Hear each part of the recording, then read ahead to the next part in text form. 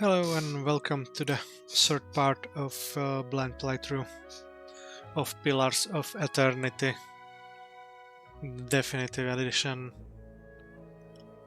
And in the last part we arrived into the Gilded Vale and we met with a guy who has the city or the village under the control and who sent us to the Blackheld Inn, where we spent a night and we got some new small quests. After that we find out a first adventurer in our party named Aloth, an elven mage who will be helping on our adventures. With him we went to the middle of the village where the big tree with a load of hanged people are displayed, and we have spoken with one, probably ghost of this victim, who gave us more insight into our main quests. And now, or right after that, we were able to get one more person into the party, a fighter named Eder. So today we will finish the village of Gilded Vale and probably do some side quests or main quests. So welcome and enjoy the game.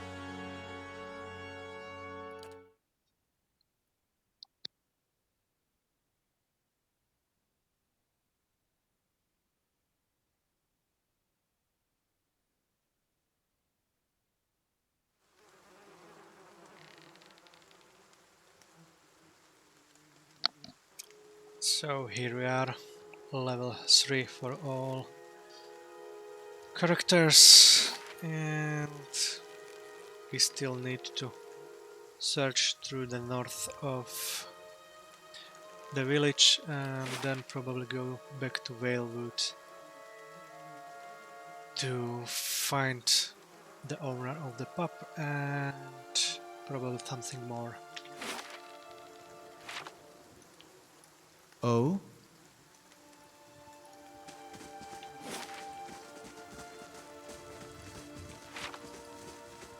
So let's start here. Nice and quiet. As always, first should be with the scouting to find some hidden treasure and so on. So we'll see if we find anything here. We found 2 or so hidden items already. Been thinking about joining family over in Durfort. They have it far better than us. The crops are blighted. The legacy is upon us. This place is cursed. Yes?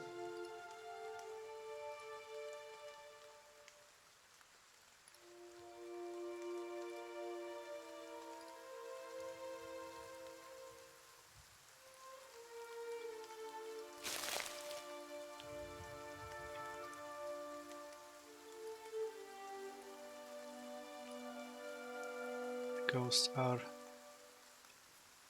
moving around, walking around.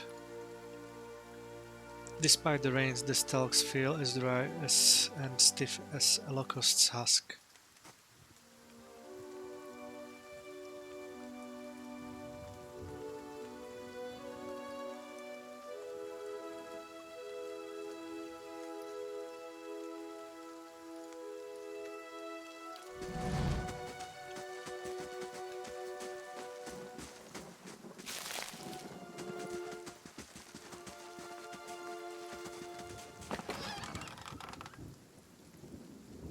Goldroot Chew.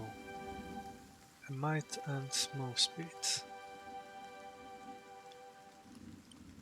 Probably some drug.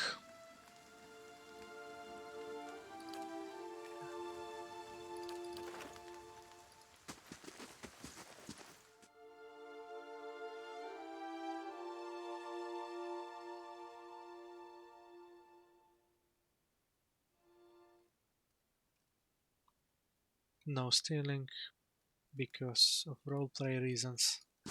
And you can see again two of the Becker's NPCs, which I'll be skipping in this playthrough. Let's scurry behind the sex. Sharp eyes and keen ears. Let's see if we can find something here.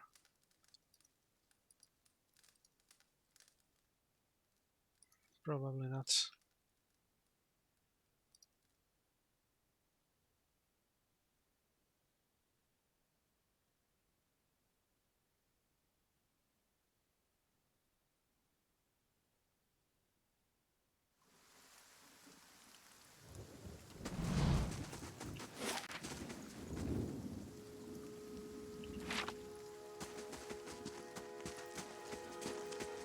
To whispers and shadows.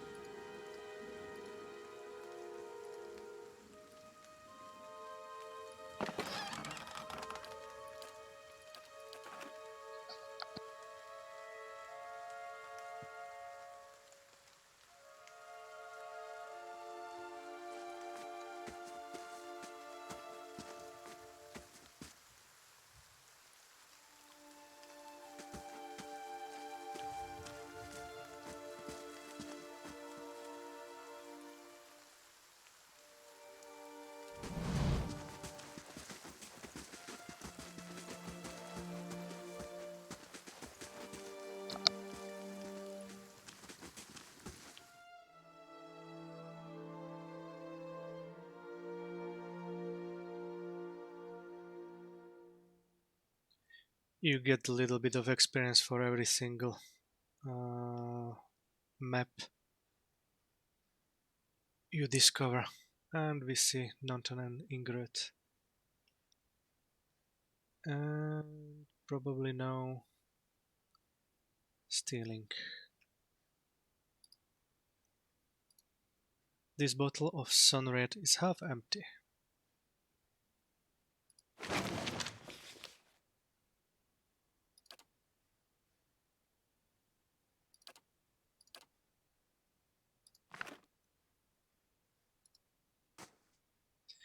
Ingrid. This man and woman appear to have been deep in conversation. Working at closing two bulging satchels, they move to embrace until the woman notices you approach and pauses, her smile faltering a little. Well met, friend. Can we help you? She looks to her companion, brows furrowing with confusion. Do you know this man, Nanton? Nanton coughs. Yes, I think we met in the Valewood.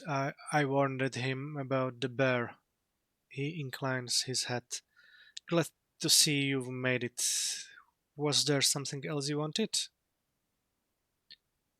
You two seem to be in a hurry. Yes, imagine so, Ingrid laughs. We're packing for a trip, actually.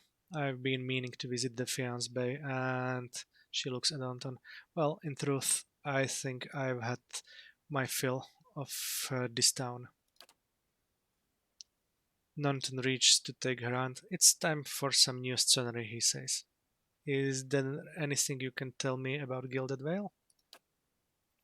Ingrid smiles wryly. Only that you'll want to be moving on as soon as you can. You'll have seen the tree, I imagine. But the road goes deeper.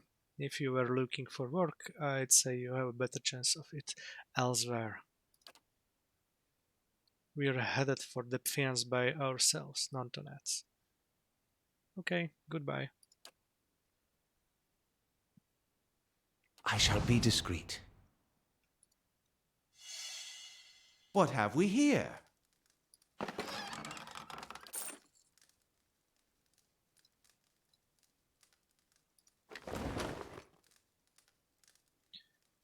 Grappling hook. Good to have that.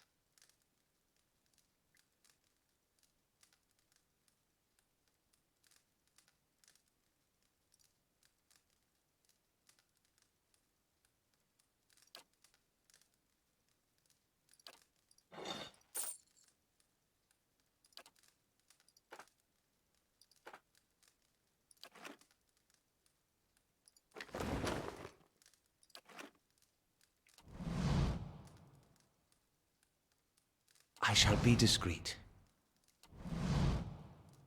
How do you do? Good day, stranger. No token, no done.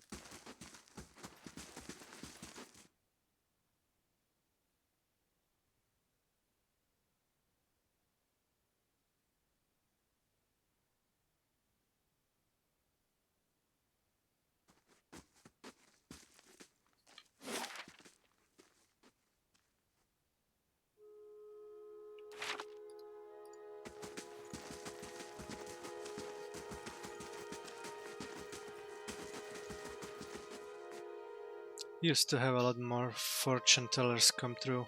Lord Reddick had us chase them off. Nice and quiet.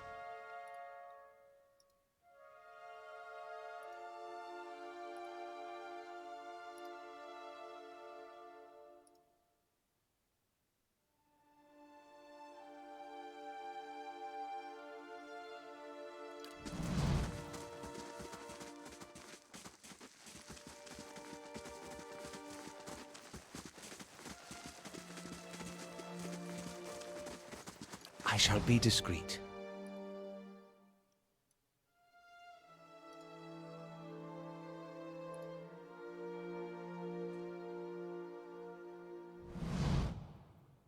We know there's more grain in there, Trumbull. We won't settle for scraps while you grow fat on our crops. A muffled shouting emerged from inside the mill. The first of you drunkards comes through that door gets a shot between the eyes. Gods hear me, Swainer. I'll put you down like a dog. Come away for now, lads, but we'll be back, Trumbull, and we'll have fair prices, or by the flame, we'll have a reckoning.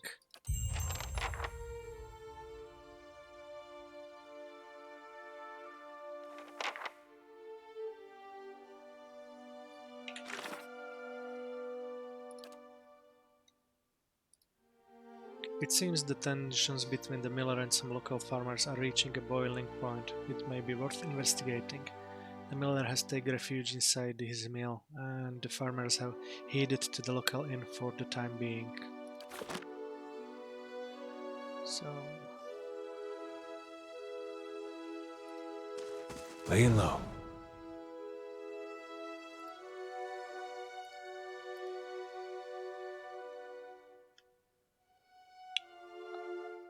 let's go first to the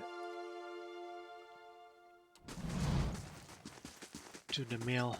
I'll see what I can find.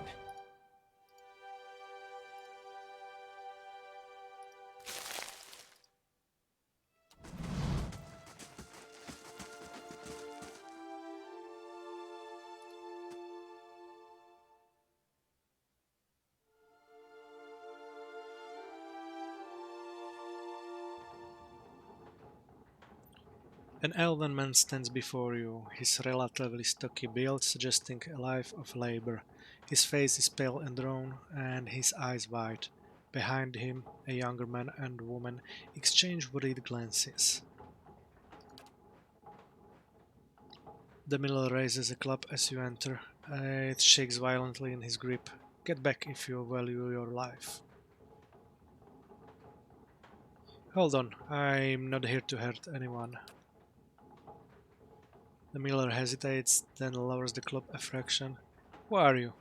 Is Swainer roping foreigners into his little crusade now?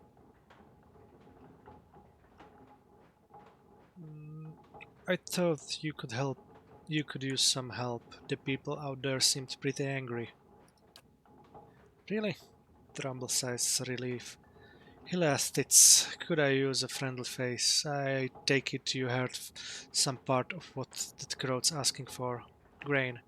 As if I've got it all tucked away somewhere. Sveiner's been egging that lot on for days. They've been keeping clear so far.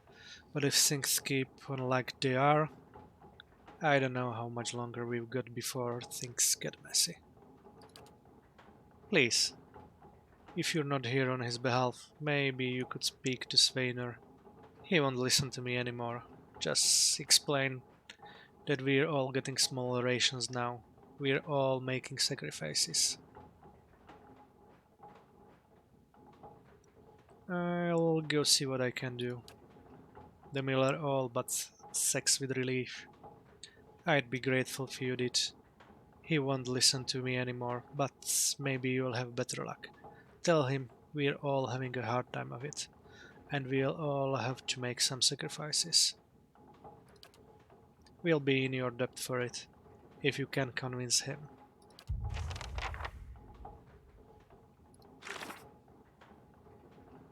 I have spoken to Trumbull, the miller of Gilded Vale. He fears that his family will come under attack from a group of villagers who insist that he is charging them unjust prices for grain. He has asked me to speak with Sveiner, the leader of this group, and bring an end to the conflict. Sveiner is likely to be in the inn. Silence surrounds me. Let's search it first.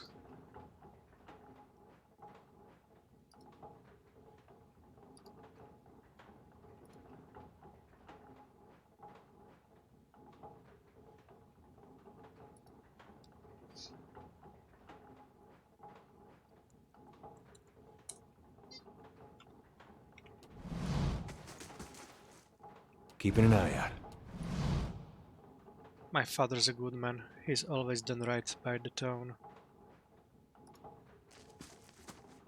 I'm sure father can explain better just what happened here. Good day to you. Trumbull nods a court greeting. You're back. Have you had any luck with Sveiner? I had more questions about this whole situation. Trumbull breathes a short laugh. What's to explain? It isn't very complicated. I can't pay top prices for blighted wheat, and I barely got enough good grain to go around. Sveiner's howling after things he had no right to.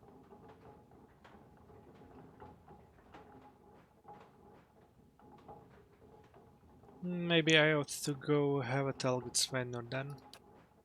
The miller all but sex with relief. I'd be grateful if you did.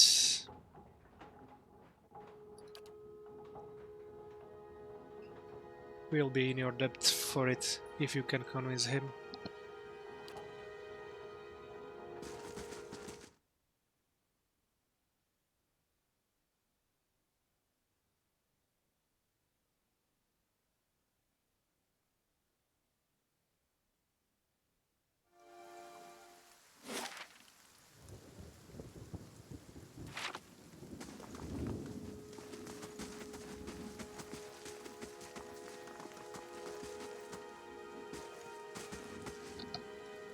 So let's go to the inn first, but...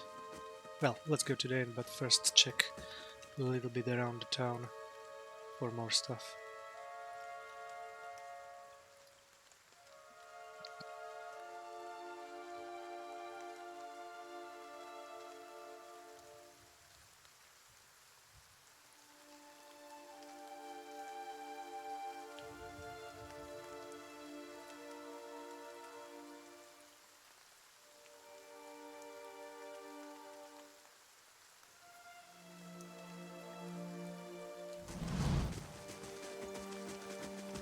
To whispers and shadows.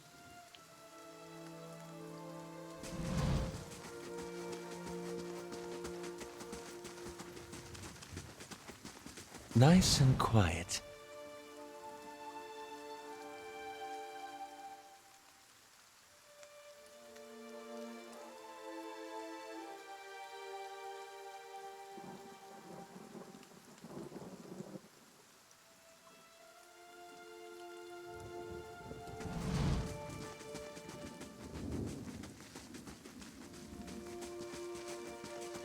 Silence surrounds me.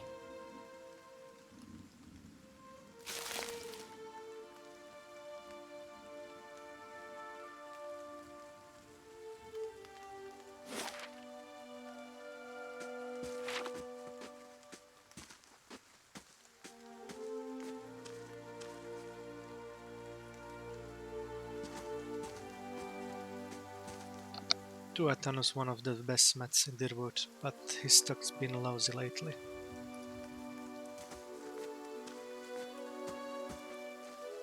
The Bloodhound Inn's a fine place to sit and have a smoke.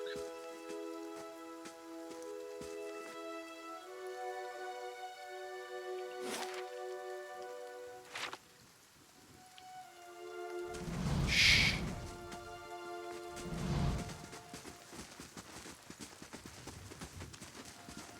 Sharp eyes and keen ears.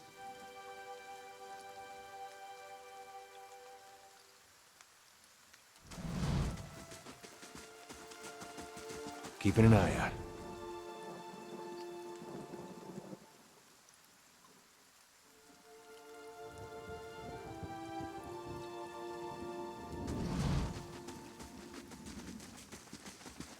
Laying low.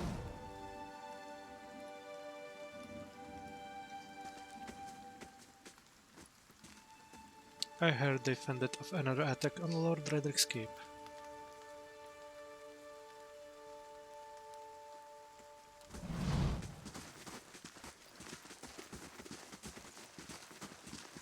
Silence surrounds me.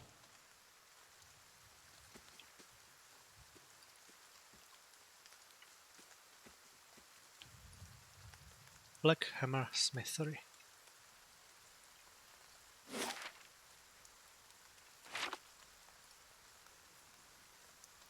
Used to have a lot more fortune tellers come through.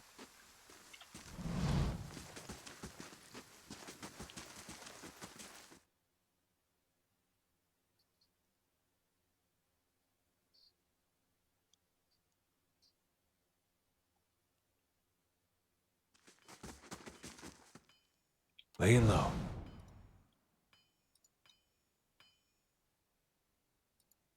And nothing to take so far.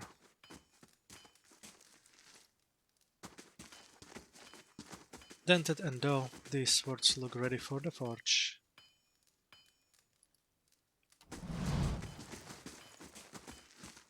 Oh hello, I'm just browsing.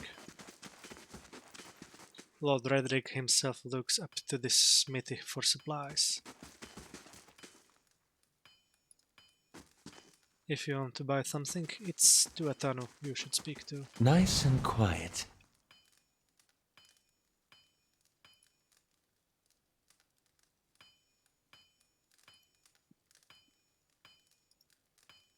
The bellows sive into the furnace, and the coals burn brighter still.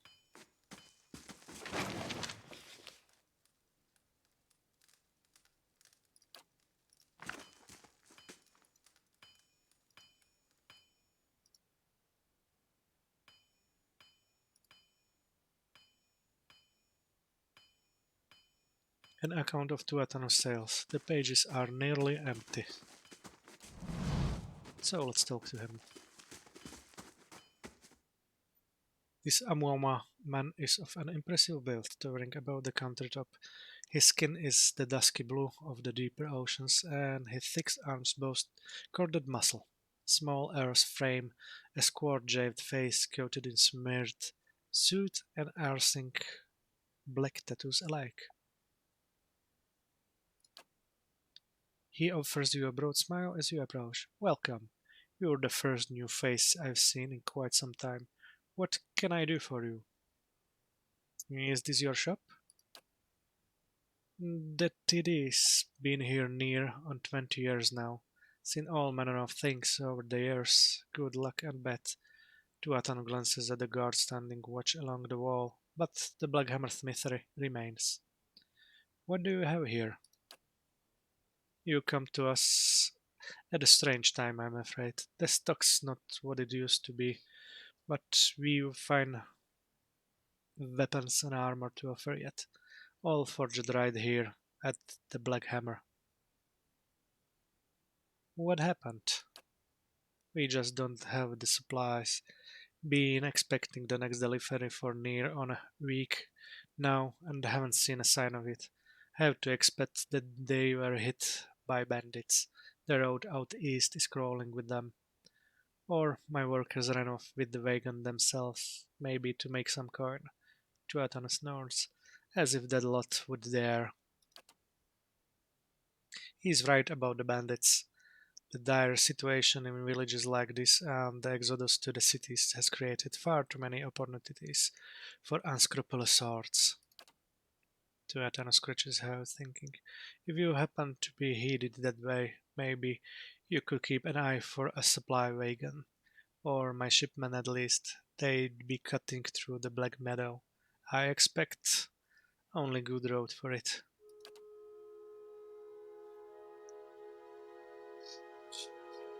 As it is, most of our weapons go to His Grace Lord Redrick. Tuatano glances at the nearby guard, and that's as it should be, but it doesn't leave much for outsiders. We just don't have the iron. I'll see them back safe and sound. I appreciate I'd appreciate your trying anyhow. You bring back the supplies at least, and I'll have much more to offer you. A discount to start. And if you do find my workers, you give them a good smack upside the head for me. New quest. Tuatano has asked me to seek one of the Black Hammersmith supply wagons, which was expected to arrive in Gilded Vale several days ago. He suggested I might find some trace of it within the Black Meadow, which lies to the southeast of Gilded Vale.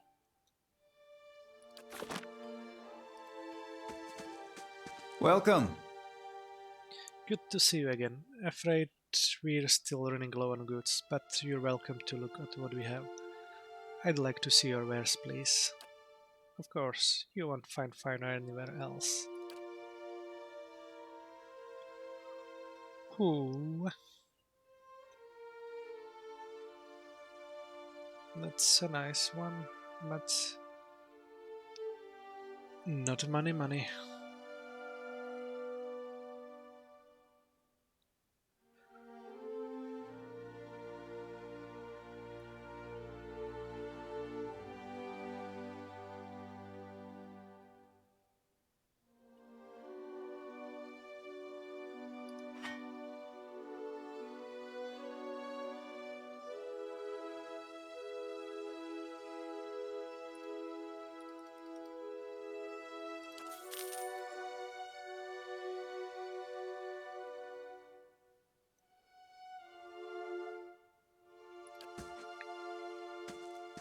Okay, that is for now. So let's go back to the inn.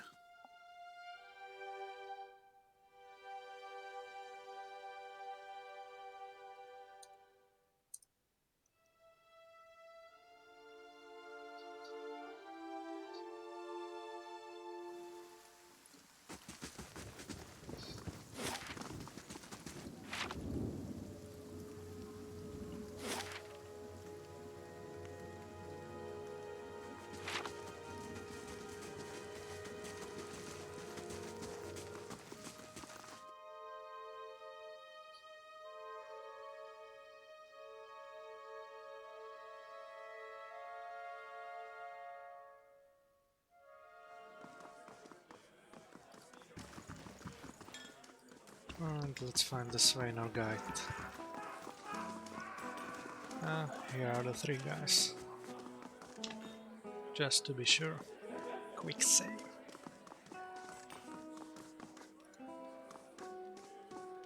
Talk to Swainer if you've something to say.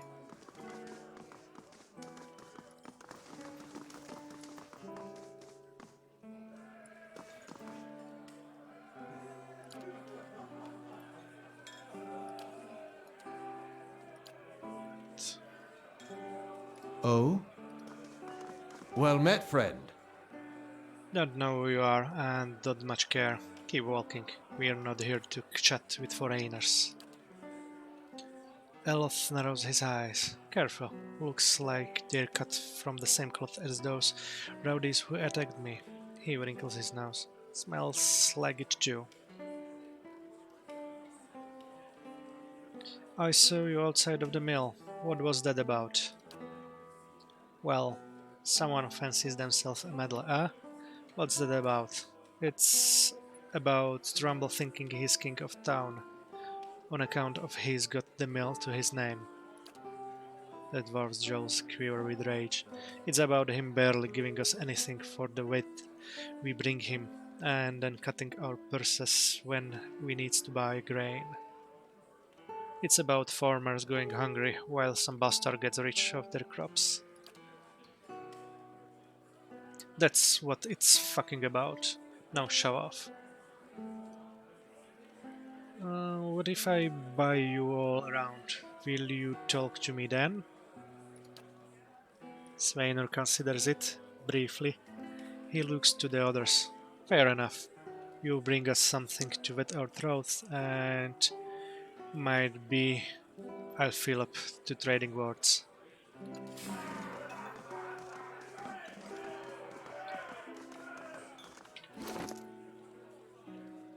So I have some beer.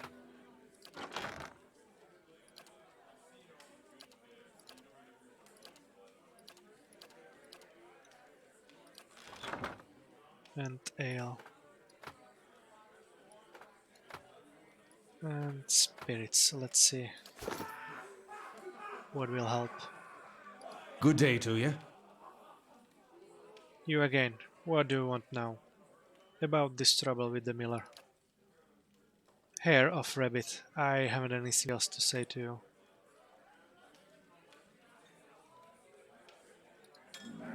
Certainly. Okay, let's try to get Pasca. Hello. Hello again. Anything I can do for you? We'll still have rooms open, and it's never too early for a drink. Please sit where you like. Would you like a drink or a room? We have two available at the moment. I'm afraid we can't offer much by way of a good meal today, she sighs, unless you're fond of cold porridge. I'd like to buy around for the fine fellows over there. Fine fellows? You're having me on. Any more fighting and I have to ban Sveinur from the inn entirely. The innkeeper frowns. Until then, it's 6 copper pieces for the lot.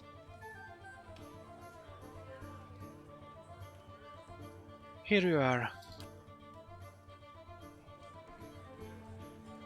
Right then, here's 3 drinks for the 3 fools. Just take care with them.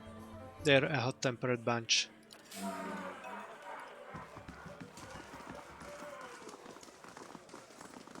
Okay, let's talk with the beer now. Good day to you. You again? What do you want now? I brought drinks.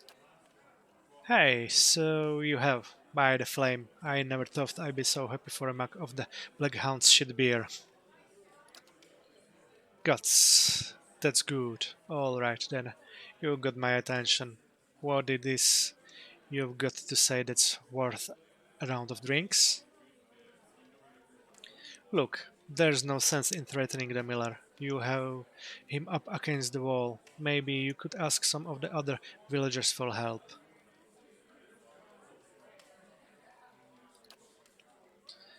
Sveinur eyes you for a few long moments, drinking deep from his mug. Then he says, "You're right. Things go on like they are. We're just going to end up hanging from that tree out there." He looks to his comrades. "Well, Trumbull, we'll leave him be. Don't know what we'll do now. With the crops failing, haven't got another trade to speak of. Think Pasca needs a hand around the inn?"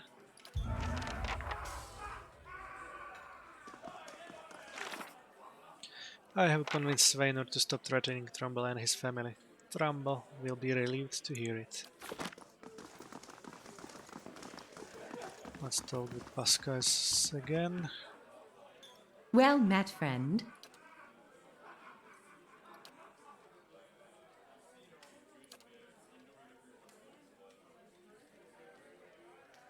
Still no money. Okay, let's go back to Trumbull. To tell him the good news.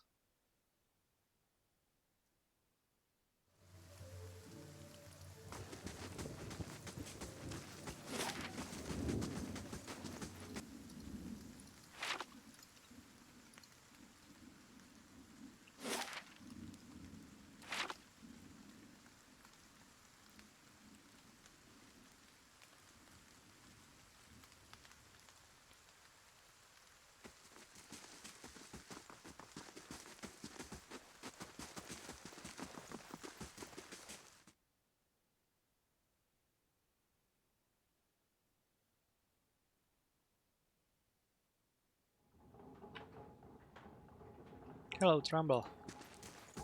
Gods keep you. Trumbull nods a curt greeting. You're back. Have you had any luck with Sveinur? I spoke to Sveinur. Trumbull takes a deep breath. And what did he say? I convinced him to leave your family in peace. Why, that's... really? That's great news. I wasn't sure you'd get through to him. They're out of their minds with drink, half the time. I owe you a great debt. Here. He pulls a coin purse from his hip and pushes it towards you. Today's earning, to show my appreciation. And you can be sure I let everyone to know what you've done for me. Keep it. You're having a hard enough time. You're a generous soul, friend, and we have you to thank for making it through the coming years. Safe travels, and may you find favor with the gods. More positive reputation. Task completed.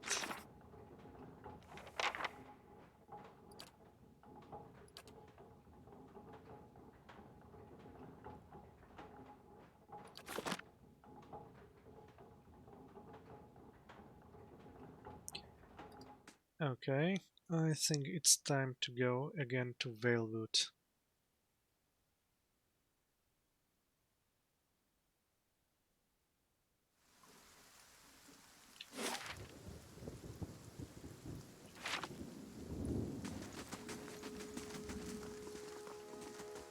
We have one more task there.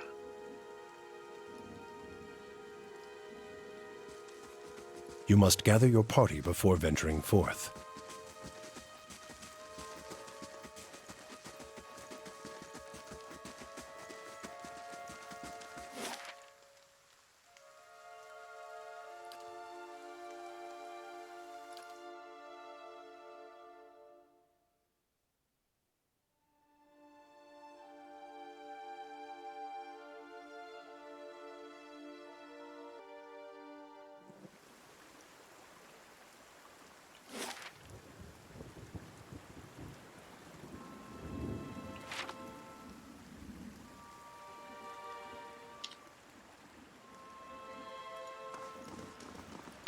Okay, let's go visit the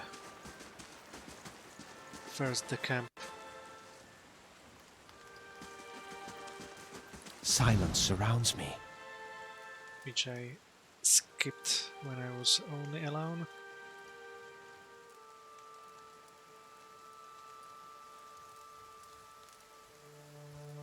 We'll see if we survive.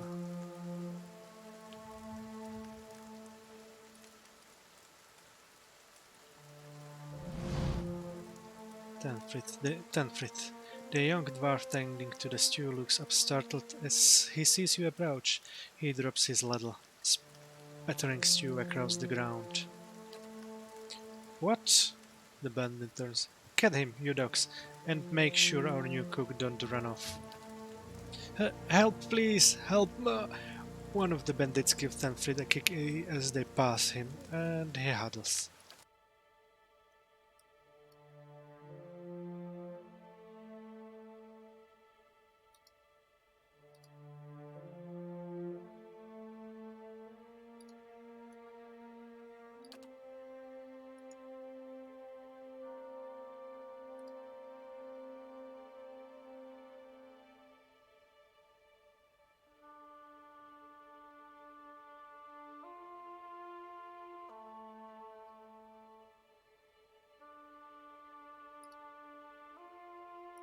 Hey.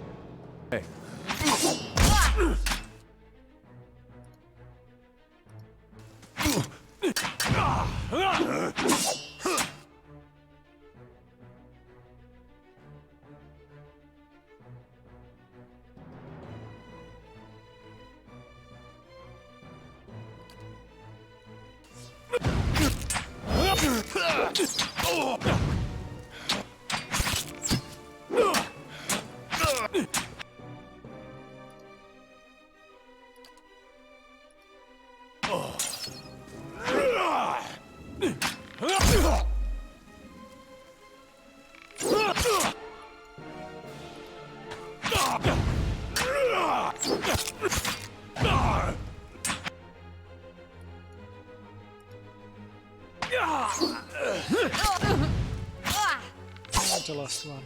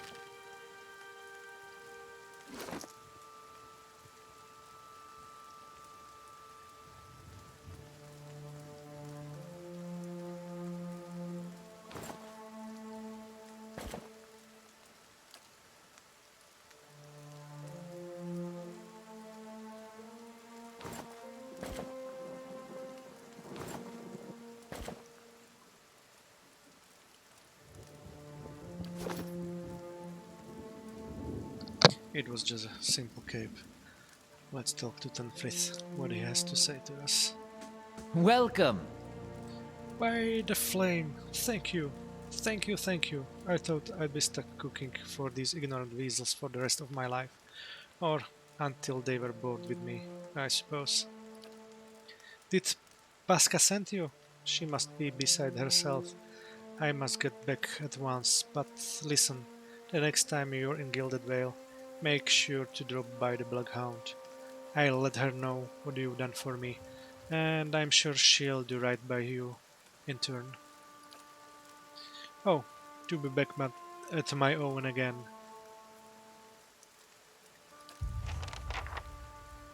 So, looks like we found the owner of the Bloodhound Inn.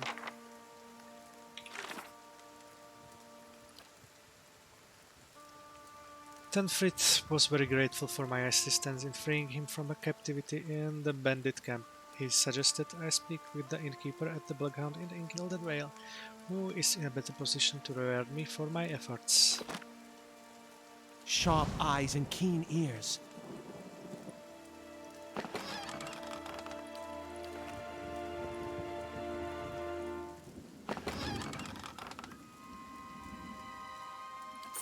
Certainly.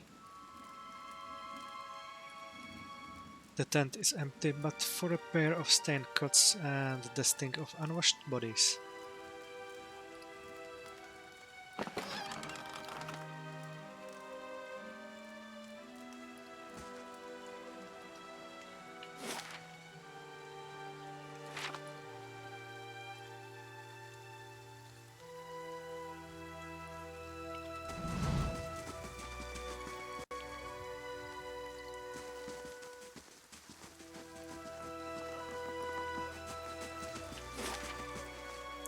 Let's go first to the bear cave.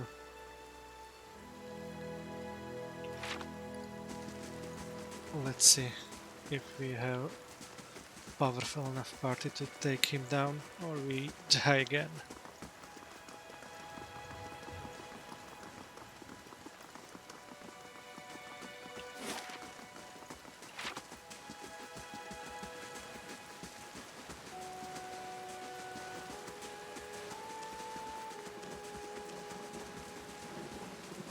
Also, just in case, I'll check the sword camp again.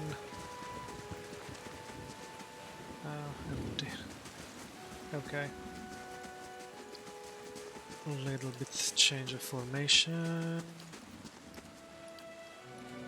This one.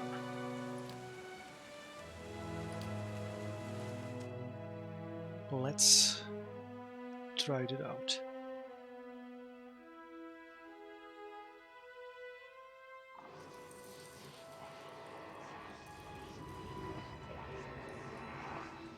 Hey, Hi? Hmm?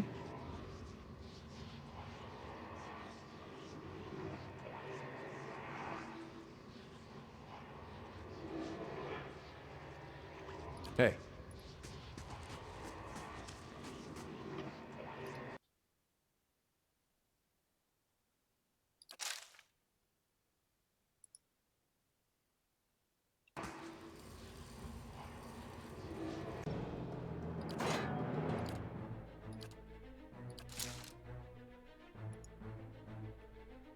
Yes?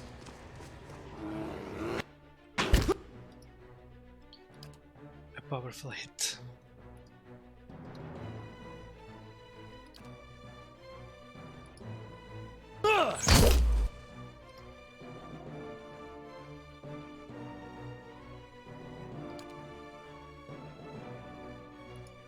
Oh?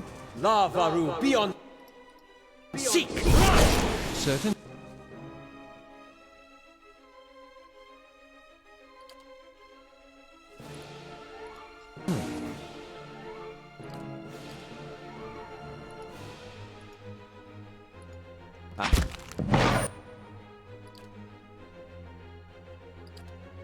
Hey.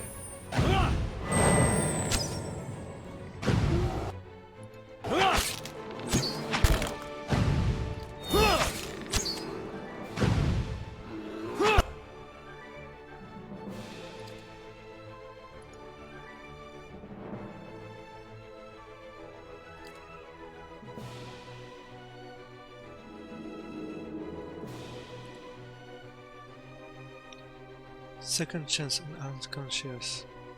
Character can take action, dexterity is reduced to 0. Oh. What's this? Okay, maybe.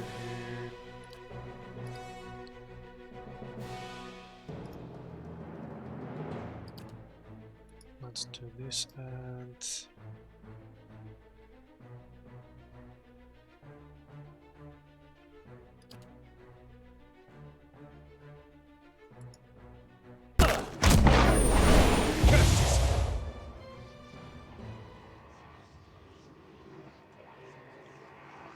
Okay. Hmm? A bear hides. Oh? Their got hit pretty badly. Laying low.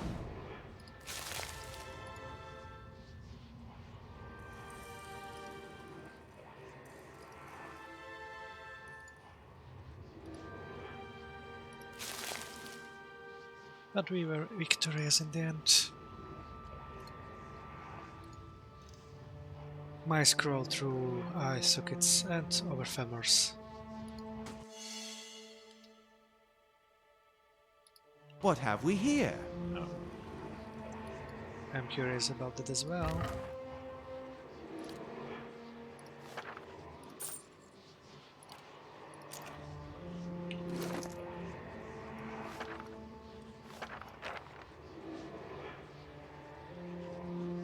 One of flames and scroll of tenderness.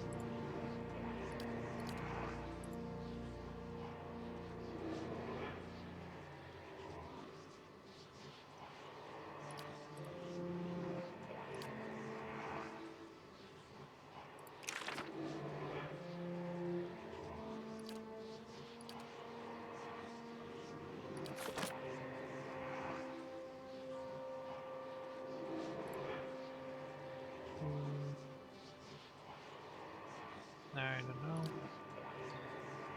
Probably not possible to learn. We'll see. Certainly.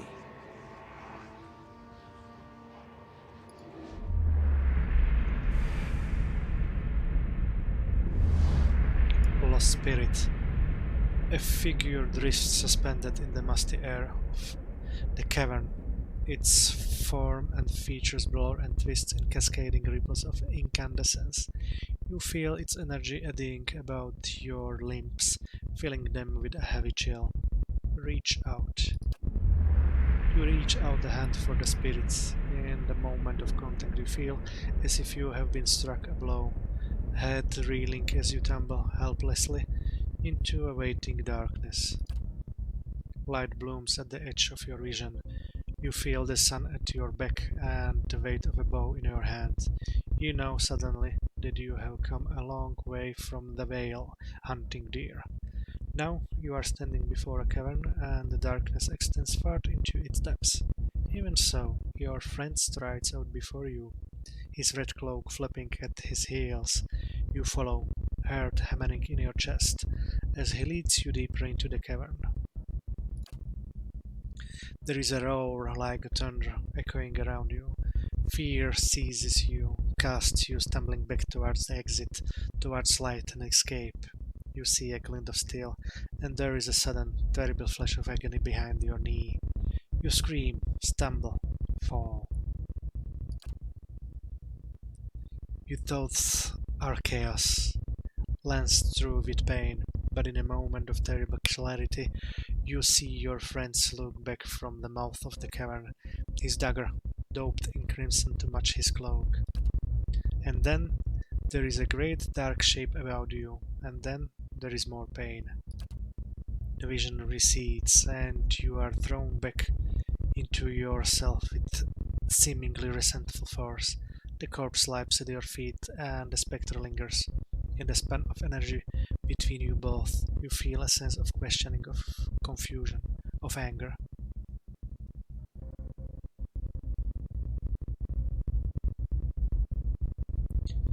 I met him on the road, your friend. A sudden lashing anger emanates from the spirit. Rage and grief seem to pour from the gleaming figure like smoke. I'll find him and see that he answers for what he has done to you. For a moment, the spirit seems to burn bright, and your head fills with a sickly triumph. The spirit seems to weaken with the force of its own exultation, growing fainter and fainter until you are all alone once more.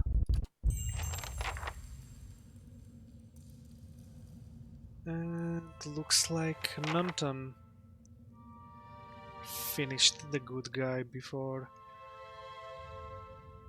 the bear caught it. Great sword.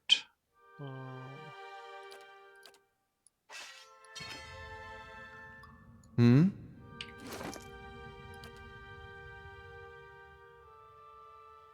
Let's see.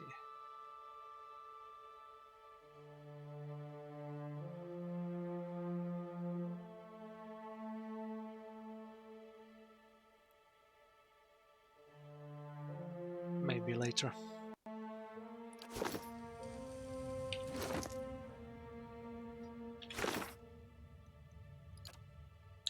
In the Valewood, I happened upon a curious hunter who told me his friend had been killed by a large bear in the area. After exploring the area, I found the cave, the bear, and Perlis' remains. I experienced the vision of Perlis' last moments, which revealed a far more sordid truth. His friend, Nunton, hamstrung him as he attempted to escape the bear. What reasons Nunton had for this are unclear. Perhaps I will find more answers by confronting the man himself. Nunton lives in the nearby town of Gilded Vale. Keeping an eye out. Certainly. Okay, 2 more quests, so it's time to go back to the village of Gilded Vale.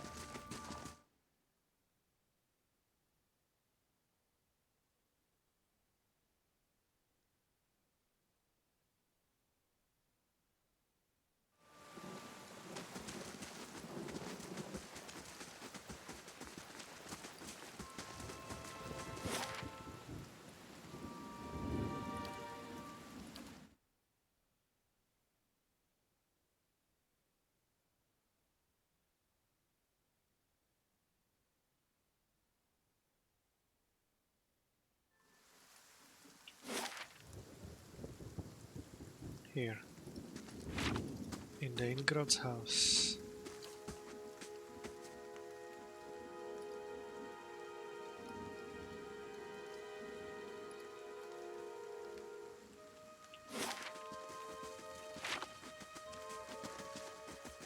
I hope he's still here and didn't get away to Deerwood.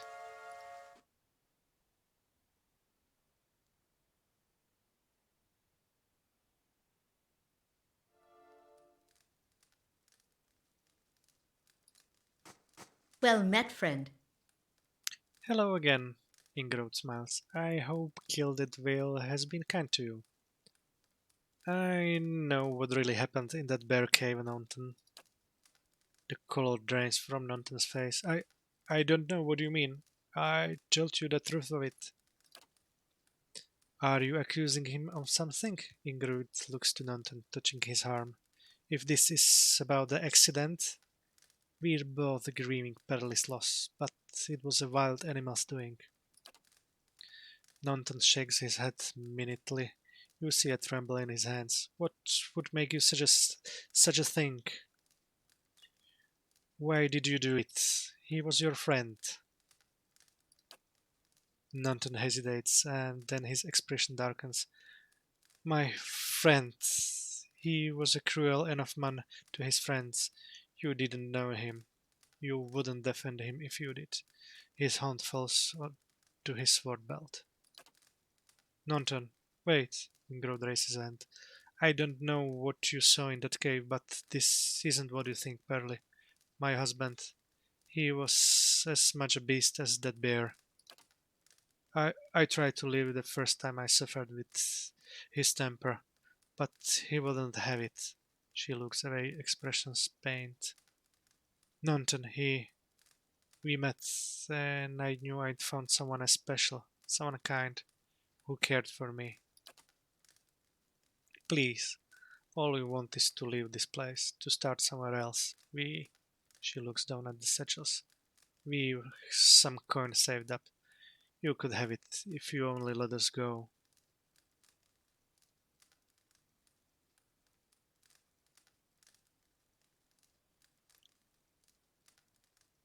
Ah.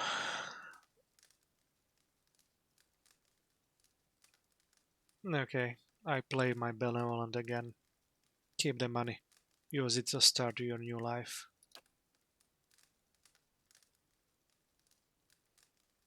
Ingrod blinks surprised, then thank you. Truly, I'm glad you understand. Only here, take this at least. I hope it brings you luck. She looks to Nonton smiling. We have a long journey ahead of us. You have gained an it a mirrored ring of deflection. I wish you well on your own travel, stranger. We won't forget this.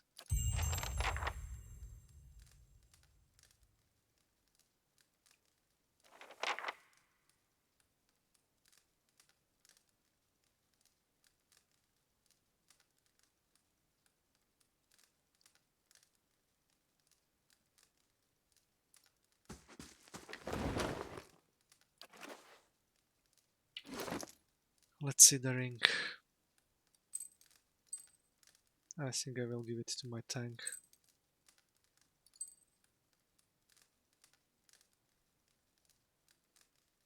For now.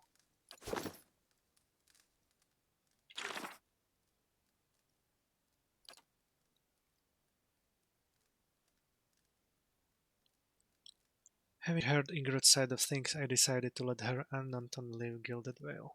Perhaps they can make a new life for themselves somewhere far from here. Hmm? Okay, let's go back to the inn.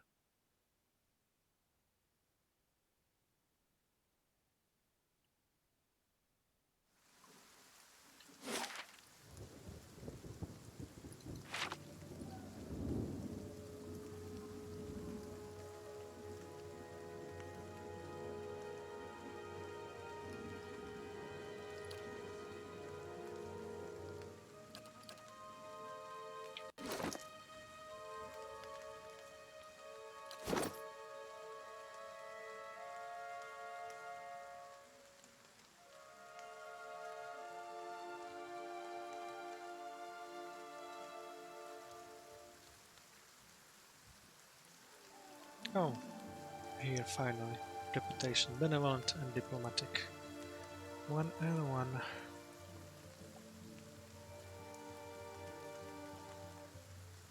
Good.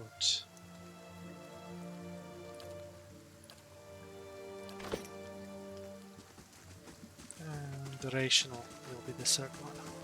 Focus.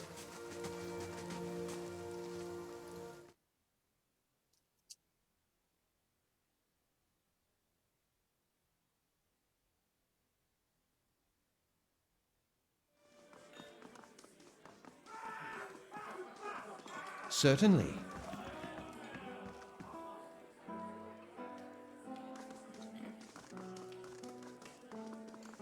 Tanfrit is in the back. So let's talk to Pasca first. Yes? Well met, friend. Hello and welcome to the innkeeper looks up. Oh, it's you. Tanfrit told us what you did for him. It's such a relief to have him back. I can't thank you enough. Consider yourself a favorite of the house. Discounts on drinks, room. Tanfrit said he wanted to whip up something nice for you. He's already back to work in the kitchen. She laughs. So, what do you would like? Could I see what you have for sale? I'm sure you'll find something to your liking. We have the finest cook in the Deerwoods.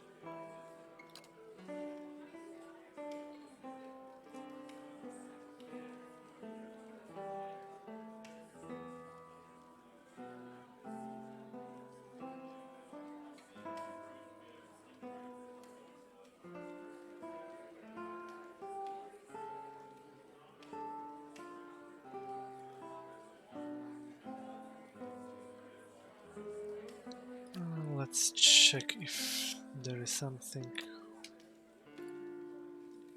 Barrel chicken.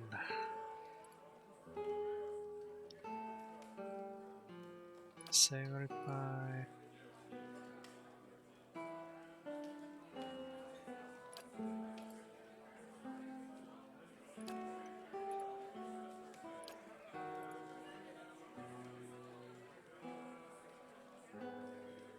No, it's 150 seconds.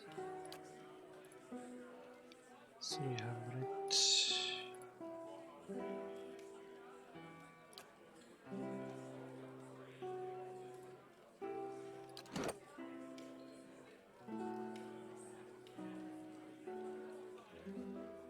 Dexterity and might.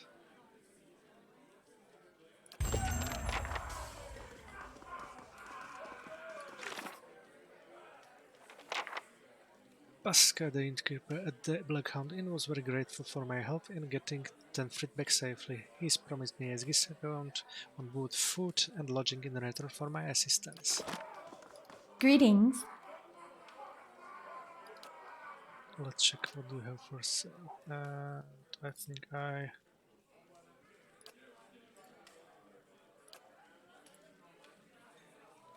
Constitution...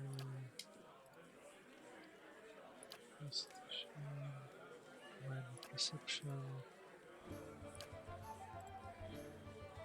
I take this one.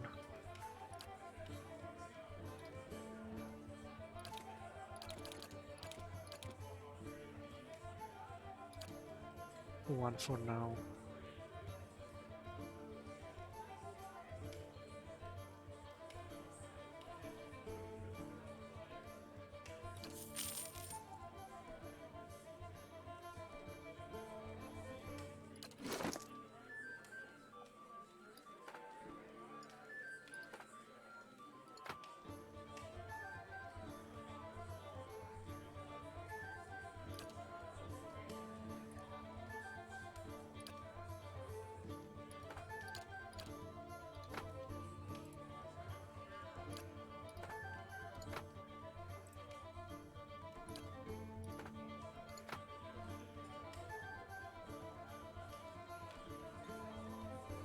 Okay, enough for now.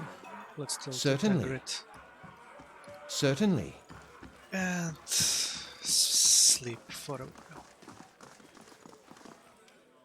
Oh, it's you, my savior. He makes a sweeping gesture to indicate the kitchen around you. It's so good to be back. I do not think I will let this go unrewarded. I have decided that you have earned the right to learn one of my most closely guarded secrets. My dearest recipe, after this you will eat nothing else. The party has gained a recipe, savory pie. A savory pie to keep you hale and hearty. May it serve you well in your travels. Oh, recite.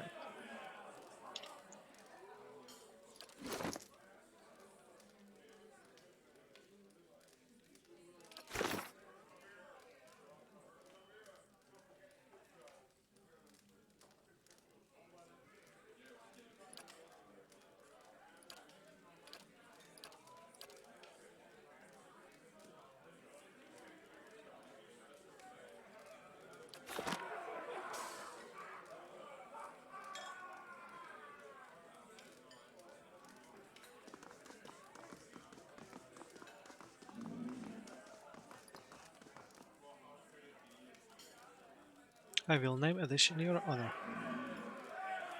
Um, where are the recipes stored?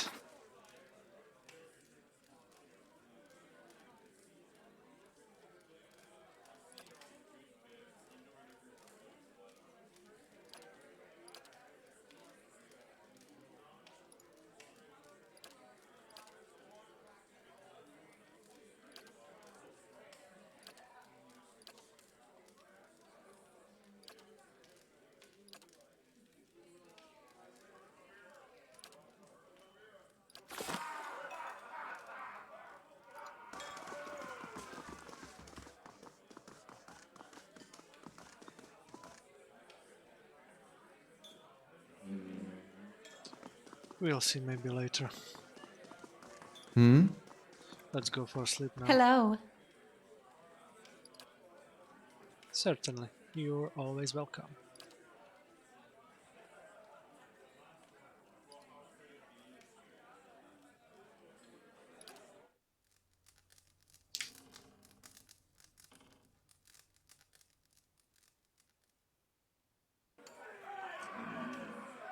Certainly.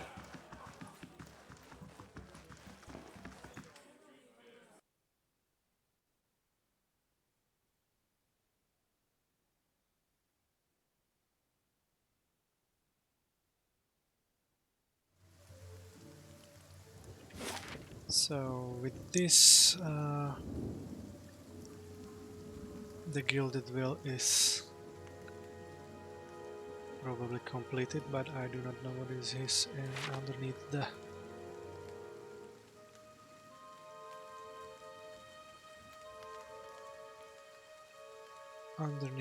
ruins. Let's talk to the guy here one more time and then go to the west.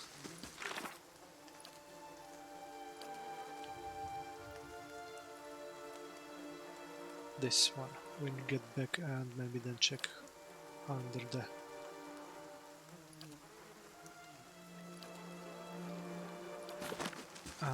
tree.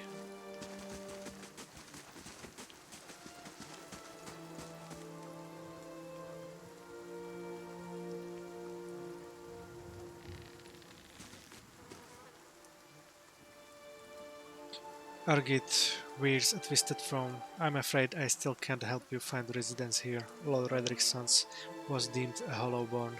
This makes circumstances even more fraught than before. I keep that to myself for a while. Okay, let's go to the west. Or I mean to the Black Meadow.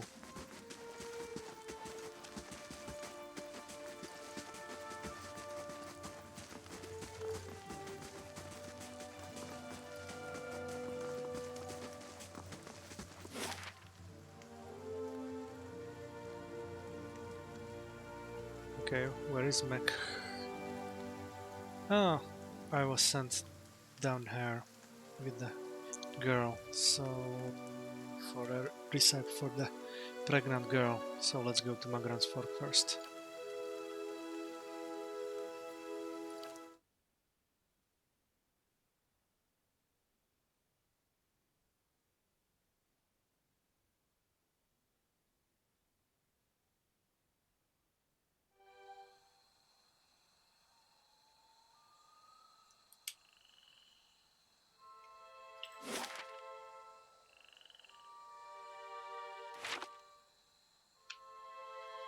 Okay, I shall be discreet.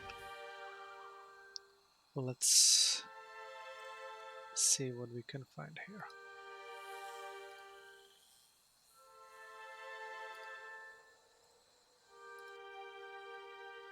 A big wolf.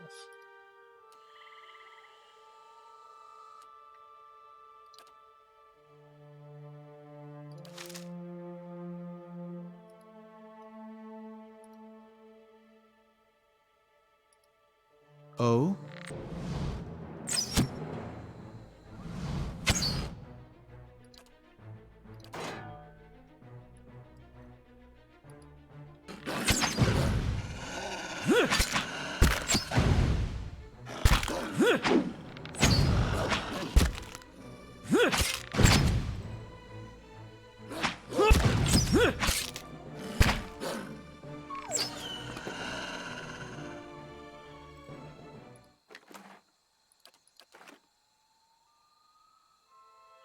Silence surrounds me.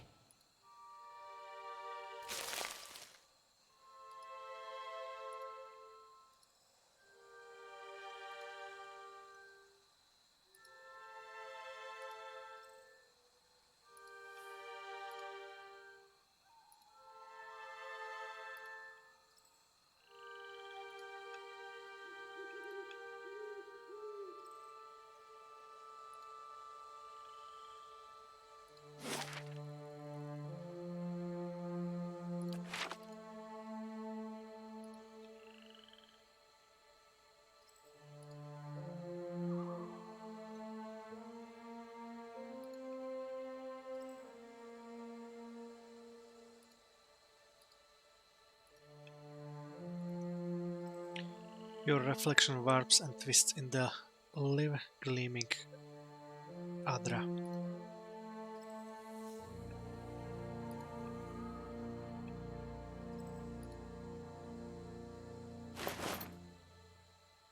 Fine great sword.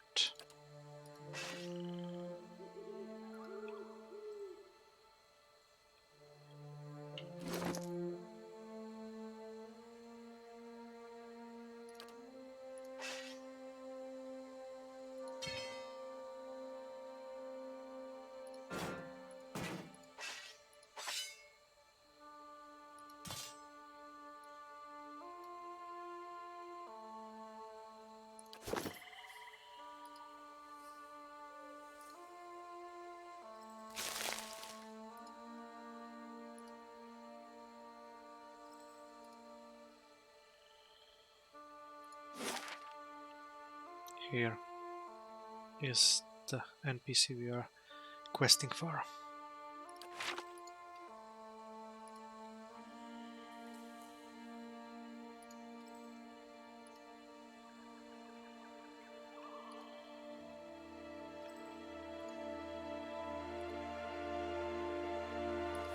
But let's search this one map first for anything.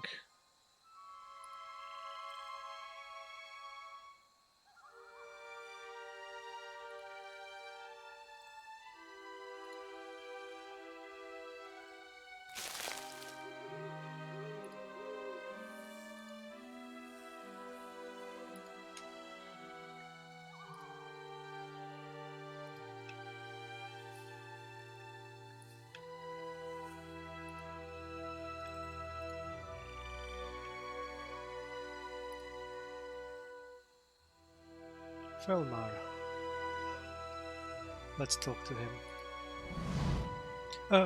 Oh, hello there. Begging your pardon, but you gave me a good fright. I thought I heard something rustling through the brush. Suppose that was just you. Silly of me. Don't suppose you happen to need some supplies? I thought I'd make my way over to Mudmer Bridge, but I'm starting to think I'd be better off heading back to town and getting a few more folks together. Better safe than sorry, right? Say, did you hear something?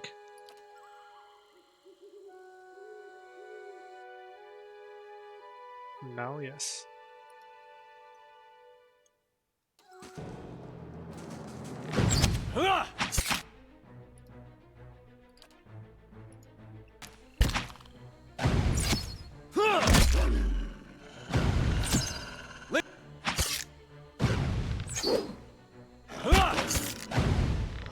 Oh?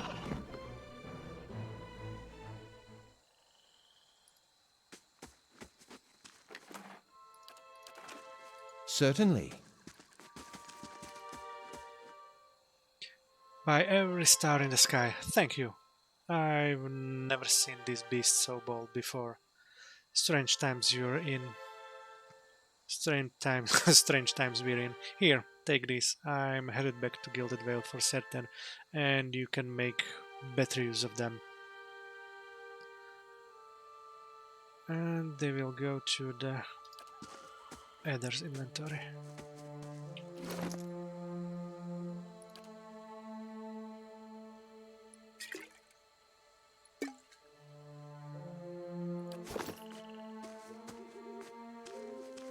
I'll see what I can find.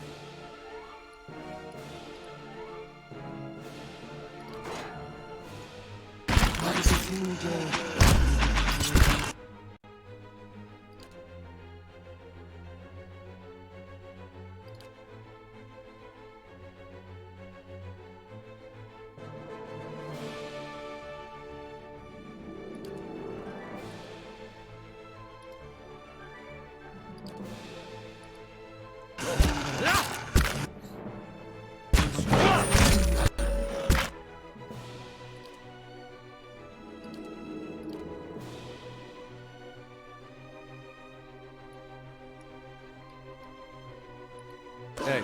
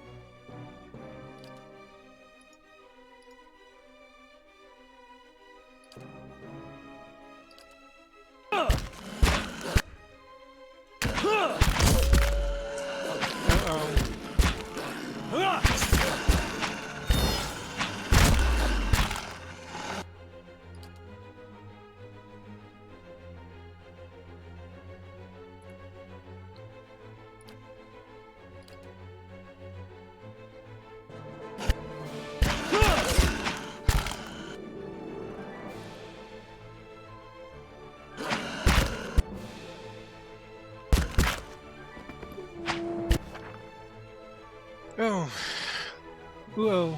Once the character's health bar begins flashing red, it's a sign that they may soon be maimed or killed. Rest at an inn or use camping supplies to fully restore health. If health reaches 0, the character will immediately drop. Depending on your difficulty setting, the character will either be maimed or killed. A maimed character suffers severe combat penalties and will die if they take any additional damage. Killed characters are just that, and in Pillars of Eternity there is no coming back.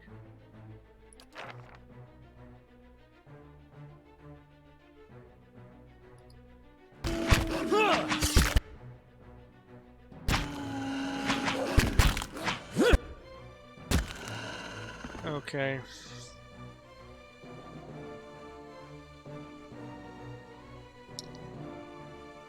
It looks like it's a little bit harder than I expected. These wolves. Too bad my mage died so fast.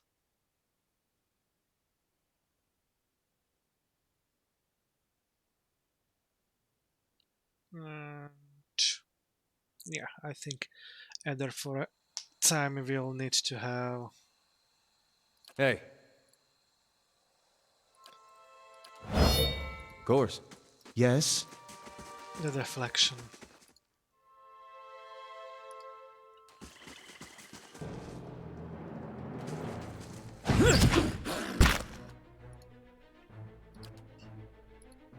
Aye? Let's have it out!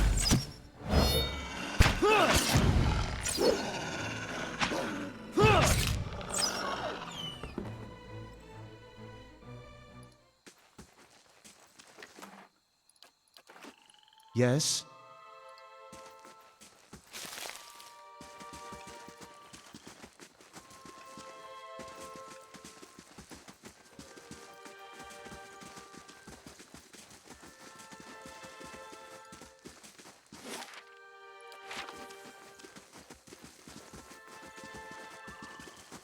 Let's pick up back the sword.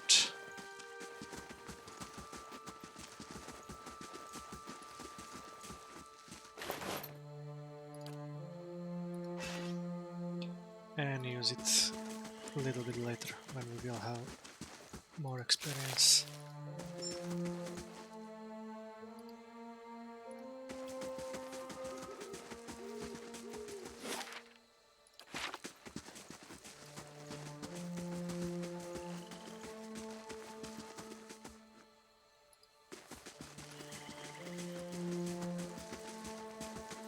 And back to the one on PC.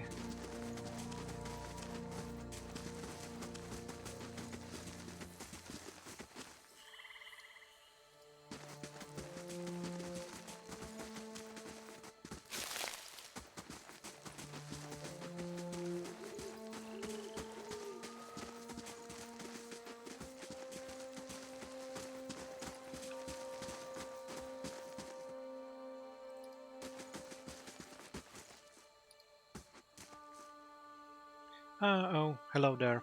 Begging your pardon, but you gave me a good fright. I thought I heard something rustling through the brush. Suppose that was just you. Silly me. Don't suppose you happen to need me some supplies? I thought I'd make my way over Mudden Bridge, but I'm starting to think I'd be better off heading back to town and getting a few more folks together. Better safe than sorry, right? Say, did you hear something? Hey. Hmm?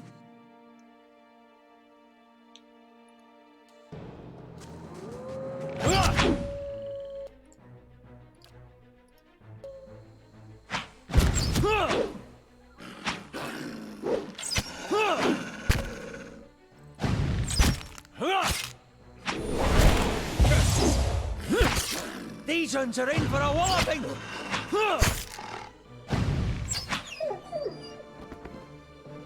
Hey. Hmm? By every star in the sky, thank you. I've never seen these beasts so bold before. Strange times we're in. Here, take these. I'm headed back to Gilded Vale for certain, and you can make a better use of them. Indeed.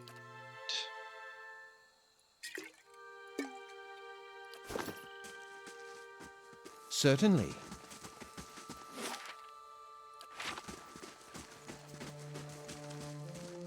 Let's quick save.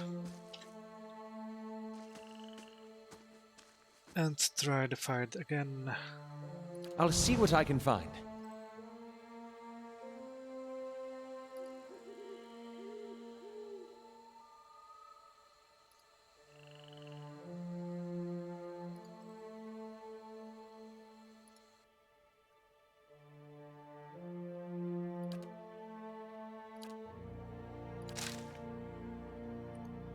Hey.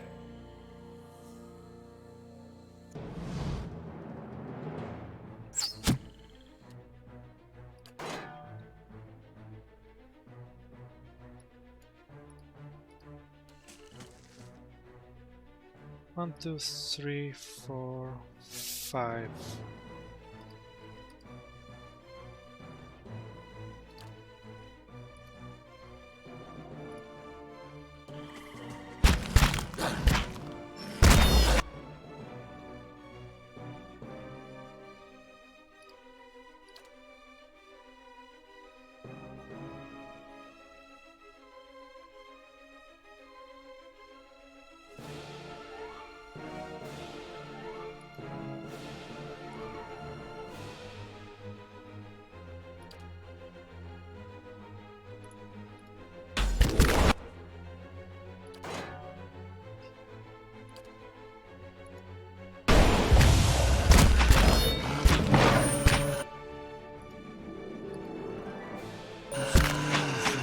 Horrible thing,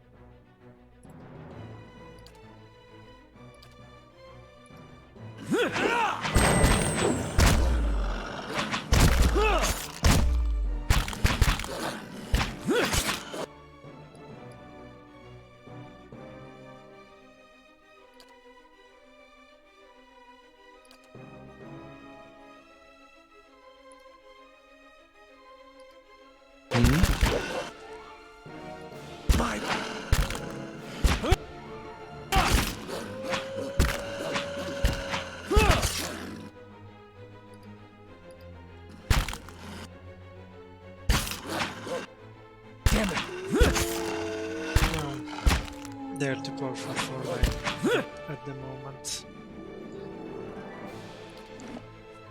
So, just load it again and find another way.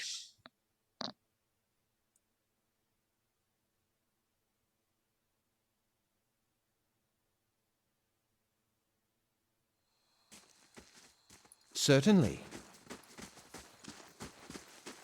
I'll see what I can find.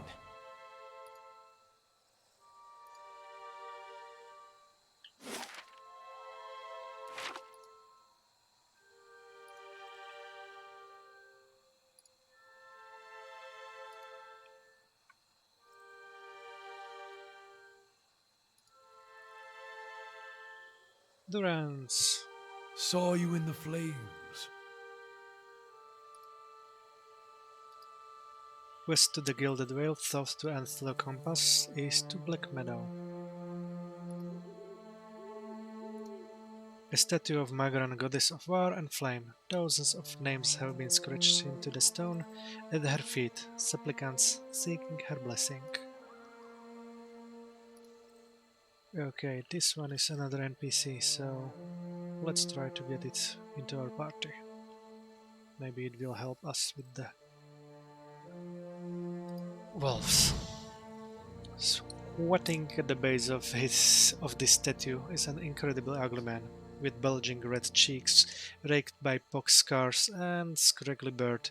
He is sweating as if he has a fever, but his breathing is measured and steady, like a slow push of blacksmith's bellows. But that comparison feels strange and unwelcome. The next comparison, possibly sparked by his grin, is that of a bear trap, and then out of nowhere there is the hint of alchemical fire.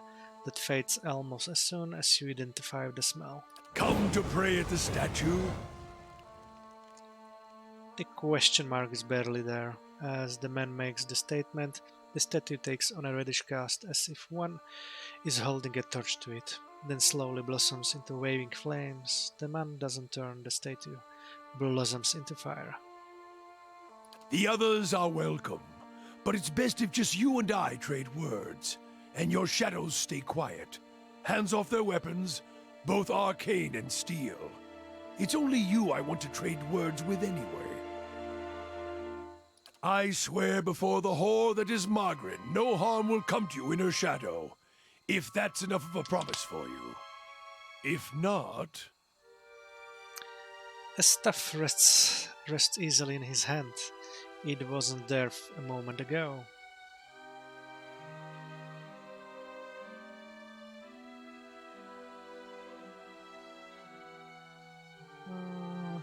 Focus your gaze on the staff. The staff looked thick, thought of blackened ash, once burned by a terrible fire.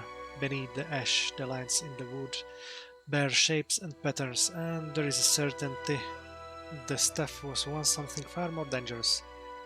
But not now. Study the man. As you study it deeper, it shimmers slightly in your eyes, like water catching the light weaving across the statue. Whatever power was bled from the staff, it doesn't make it or the wielder any less dangerous. You look up to see the man watching you study the staff. As his gaze meets yours, he nods with a humorless smile. Study the man.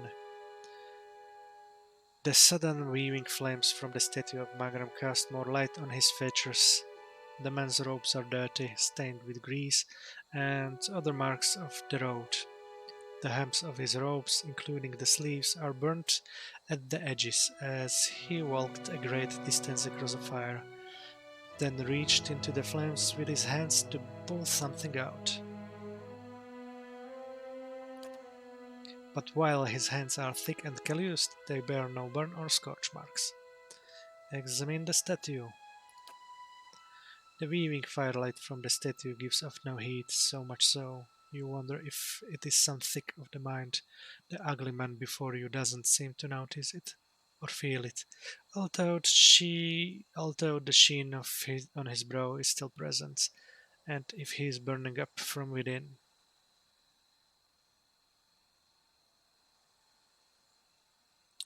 Strange choice of company. Stone seems cold comfort. The man smiles slightly at your words, then nods, never taking his eyes off you. I could do better, though the road holds little else.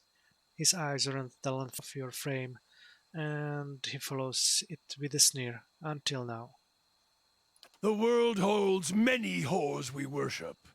Respect comes with honest titles. I bet even you have gone against instinct in exchange for a little copper, or paid for such in countless ways. But if I give offense, if words are all that are left to a man, then why in the dear wood of all places he should have leave to speak them? I didn't catch your name, or why you want to speak with me. I didn't give it. You probably find names as useless as I do. The names that litter this world like debris are hard enough to wrap around the tongue. And what do they matter? It's what's beneath the skin and the letters I care about. What burns within. It's more important to me you're a watcher than whatever culture or accent decorates your letters like awkward crowns. Take pride in your actions, not where you hail from, or how your name rolls off whatever liar's tongue coats it now. If you need a title to hang on me to match your own, Watcher, then call me Durance. And as you observe souls, I test them. How did you know I was a watcher? Durance shakes his head and his hands curse tightly on his staff. I can see the questions bubbling up. Let's burn them away, one by one. I am a missionary. I walk this diseased nation with its heathen, It's people so careless with the spirits of others and their own, watchers among them. Yes, I know you for what you are, and your name doesn't interest me. Names are for honest folk, and you are a crack that shines light from another place. We're meant to travel together, you and I. Saw you in the flames. Not your face, but that soul of yours. All tightened up, like a huntsman's knot. You saw my soul in the flames? There's things we can teach each other, if you're in need of answers to your mantle of questions. I don't force my words on anyone other than you. I don't care who walks with you or what their mewling problems and politics are. There's enough howling in the world without me stoking that fire. I won't take from your provisions, don't need much on the road. I can carry my weight, which is considerable. Many will stand against you. They probably already have, from what I can see. Left their marks, it seems. Like a trail, worming its way behind you. What kind of marks? Disease? Spirit wind? Both could have touched you, yet here you stand. As for disease, not all of us were close to water when the pox hit, but it's no longer a passenger in my flesh. It left its marks as well. But like flames, the pox doesn't strike twice, nor is it catching.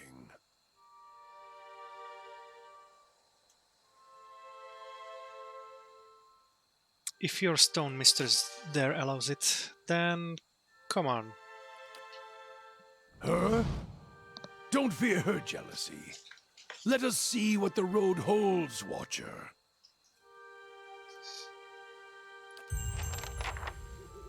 Okay, so we have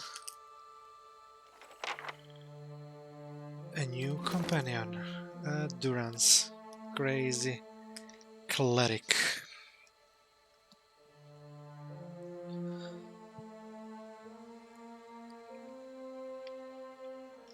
What he has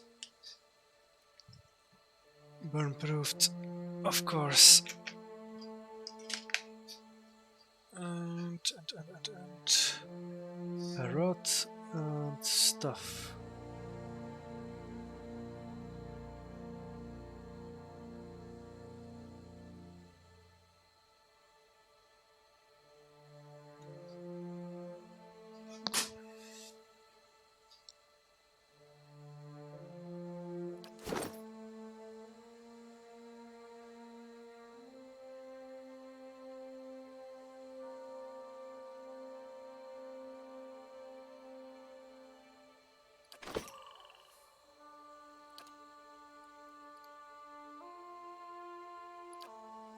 What?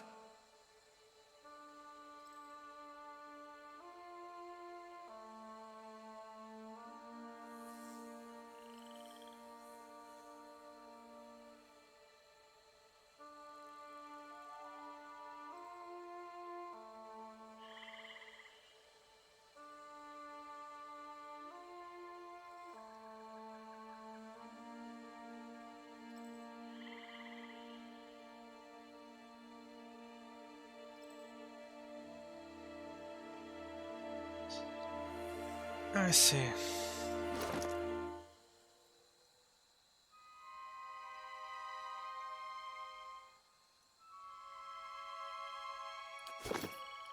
Yes?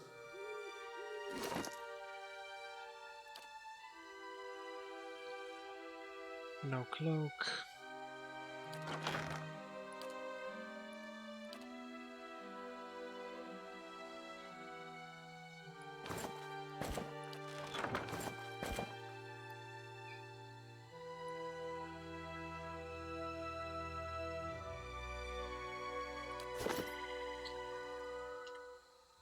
Okay, let's quick save and talk with him a little bit. What? Though I felt your eyes on me, now come the words. I had questions I wanted to ask you.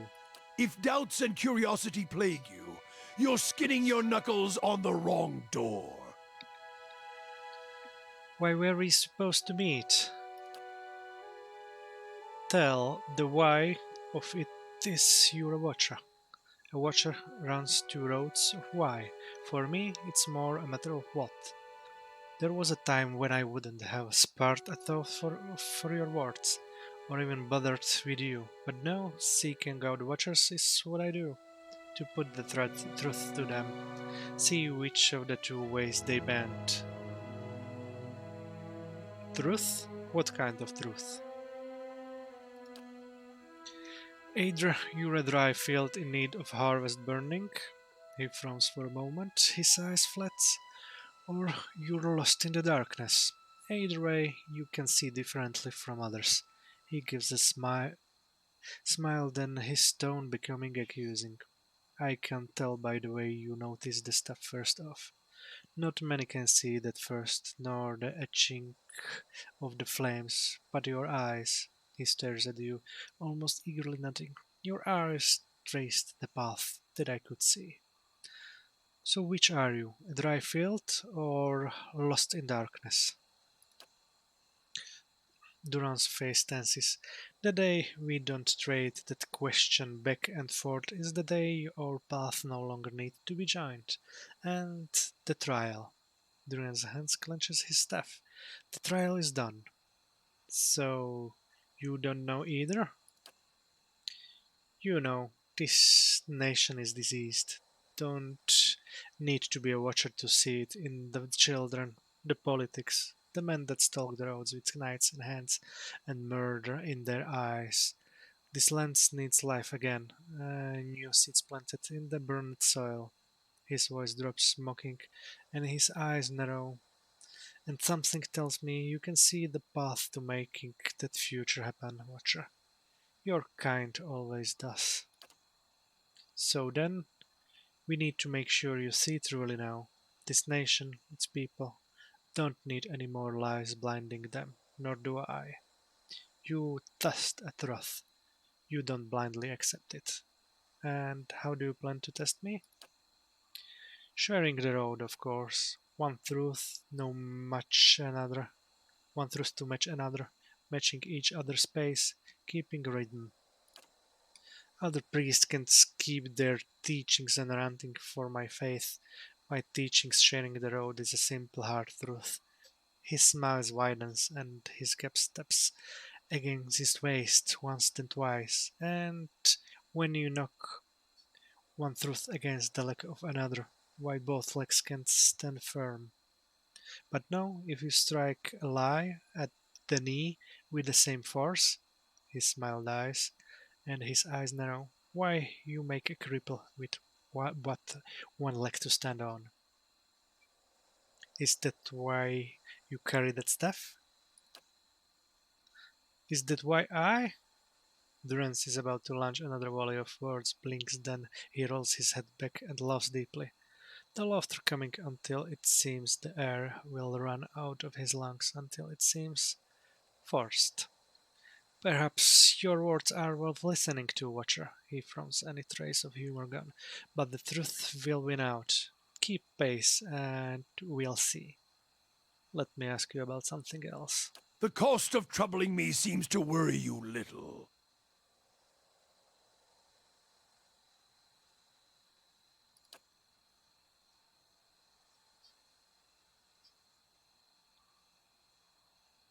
And what two ways are those?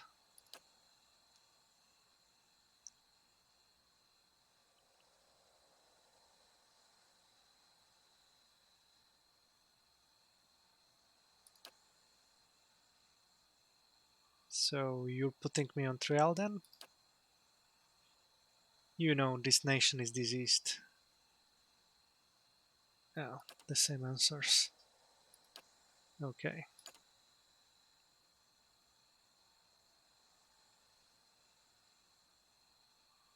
You won't find my truth lacking. The road is young, so are your words. The truth will win out. Keep pace and we'll see it. The cost of troubling me seems to worry you little. I wanted to ask about the region and its history. Durance grunts. Can you tell me about the Hollowborn? That's a curse that runs deeper. It's a god hammer of a different sort. And like the god hammer, it was made by men's hands. All things have a price. Left unchecked, faithlessness, virtues. It leaves marks on souls, until souls don't have the strength to enter bodies that are pure. Animancers, ciphers, all who play games with the fabric of souls are to blame for the barren field they leave behind. Durance glares at you. Even watchers can do the same. Some simply watch, others try to weave souls, guide them as surely as wade when across a Mondeur. He turns away. That is why I correct the lowborn when I find them, and the ones whose hands have led to this seed being spilled on the ground. Correct the hollowborn? There are fewer souls. There are more vessels. It is simply equaling of the process. That's murder. I feel more remorse in putting down a slathering hound. A wict? Less than a mongrel in its misery. Murder is a kindness, not a crime. Always has been. I would sooner put the blade to those who are to blame instead. If any spirit should be punished, it's theirs. And who's to blame? The fields of the Deerwood are filled with weakness, ripe for those that play with souls, minds. His face wrinkles in a frown. Animancers and their kind, watchers too, they bear more of the burden than their victims, and more of the punishment. Every year has seen a new crime. The Saints' War, the Hollowborn, and the Salvation. There is no proof watchers are to blame for these events. There are few who can shape a soul in such a fashion, Durance stares at you, and any watcher, any true watcher born in the Deerwood, would be able to see the crime even if they did not cause it. Silence itself is damning. Why don't you end me then? Murder you? I would not grant you any of them. The mercy I grant the Hollowborn. You would not be deserving of it. You'd equate murder with mercy? Murder is an old word. Mercy is letting a soul fly free to the next body. True punishment? Ruining someone to their soul. Crack their spirit like you would crack their skulls with a staff. Beat them. Hurt them in mind and body. So their souls become shards. But you leave it inside the vessel, like a bag of glass, to either choke on it or pass it through their bloody stool. Then, leave it in the body to think on it, like planting a new field with the right seed. That sounds like you committed it to memory. Many marks may I make upon your flesh, but flame leaves marks that cannot heal. Magran doctrine dictates true punishment is one that remains in memory, in the soul, in the flesh. Even should the victims die, slowly or swift, sometimes by their own hand afterwards, the lesson lingers, burned in their flesh. That seems harsh. Have you seen a man branded by flame? He remembers it always, in every waking movement. It is a lesson writ in the only ink and vellum that matters, blood and flesh. One can burn the soul as well. It is an art, and I do not take pleasure in it. But there is more at stake here than forgiveness. Many of Aethus's faith were punished in the purges following the Saints' War. And the ones that harmed children, they suffered worse. What do you mean? We did what must be done. Wherever they were rooted out, their souls reclaimed. And if they couldn't be reclaimed, we ensured they would never inhabit another body.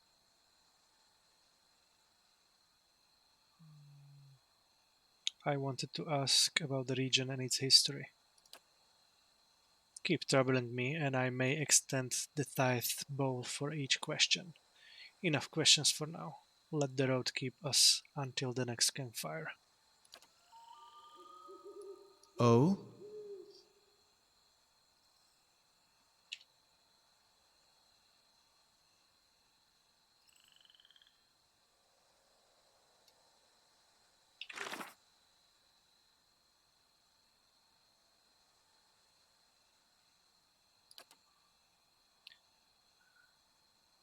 Durance says he and I are meant to travel together, and that we can teach one another. He is a man of many words who seems to raise more questions than he answers. But if I travel the long road long enough with him, perhaps I may discover something worth learning. Certainly. Shh. Let's go check this out first. Maybe we will live longer.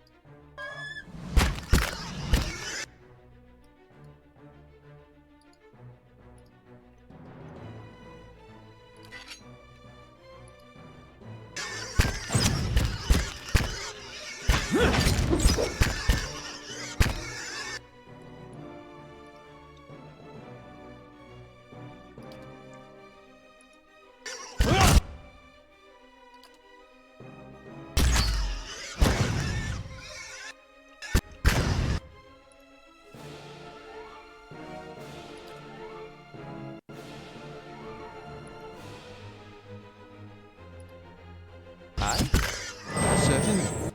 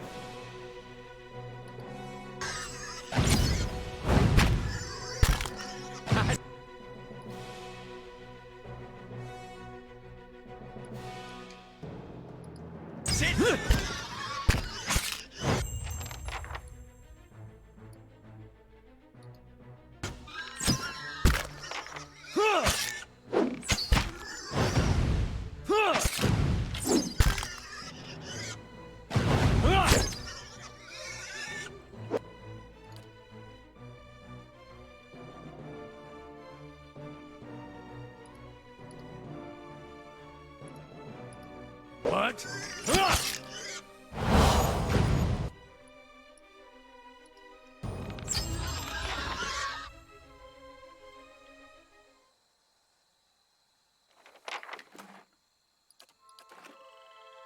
Okay, it was a little bit intense.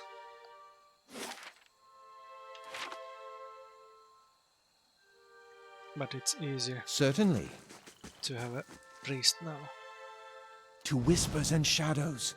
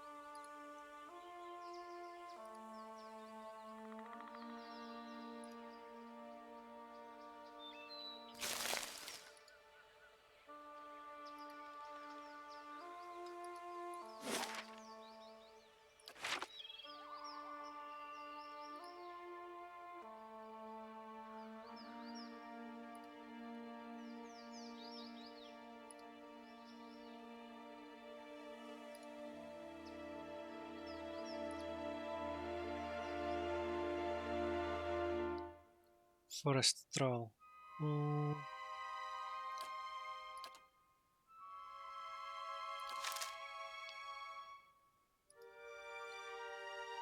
Let's Hey. see.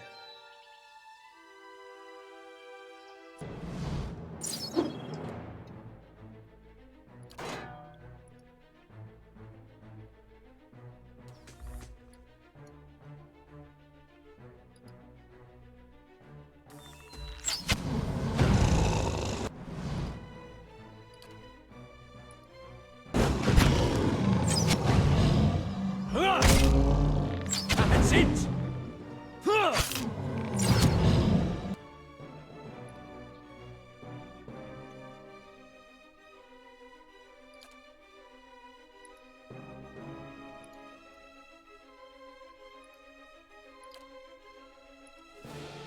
Yes?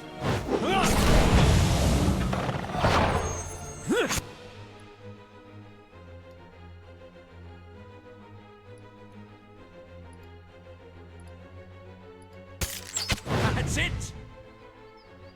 Spot on!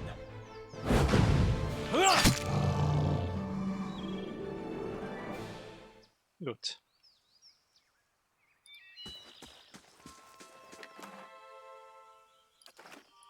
Hmm? I shall be discreet.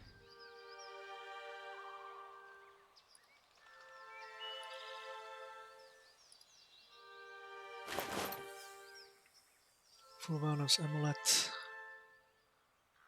Golden noble. And chewed letter.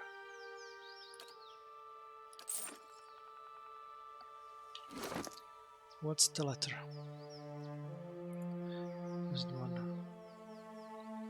Plus 25% healing received.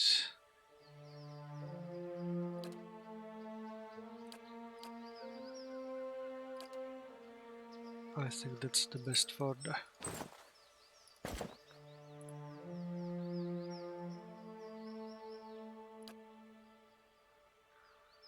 tank.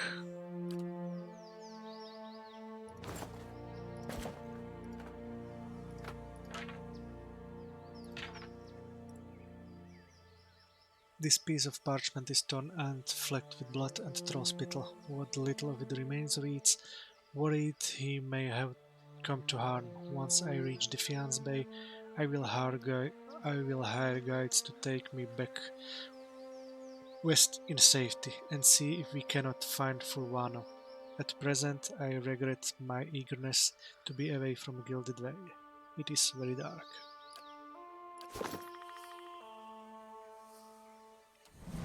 Sharp eyes and keen ears.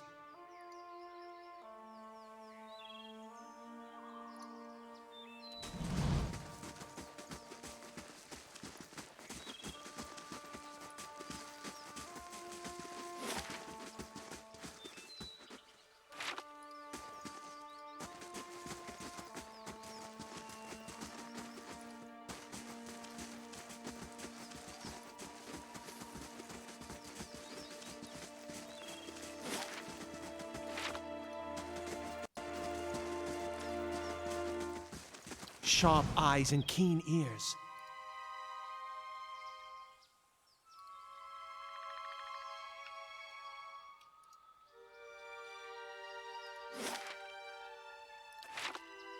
Okay, we found Black Meadow for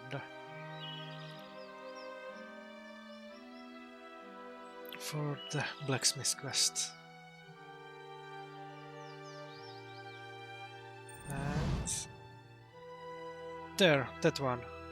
Get that one.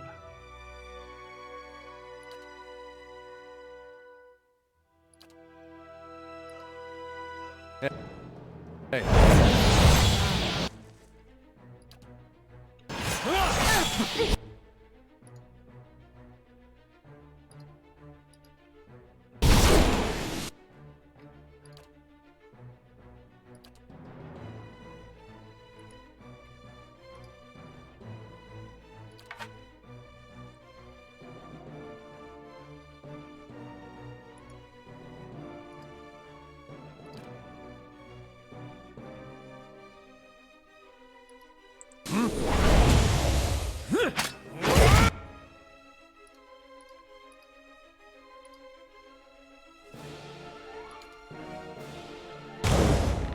on!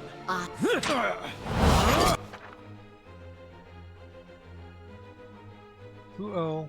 When a character's health bar begins flashing red, it's a sign that they may soon be maimed or killed. Rest at an inn or use camping supplies to fully restore health. If health reaches 0, the character will immediately drop. Depending on your difficulty settings, the character will either be maimed or killed. A maimed character suffers severe combat penalties and will die if they take any additional damage. Killed characters are just that, and in Pillar of Eternity there is no coming back.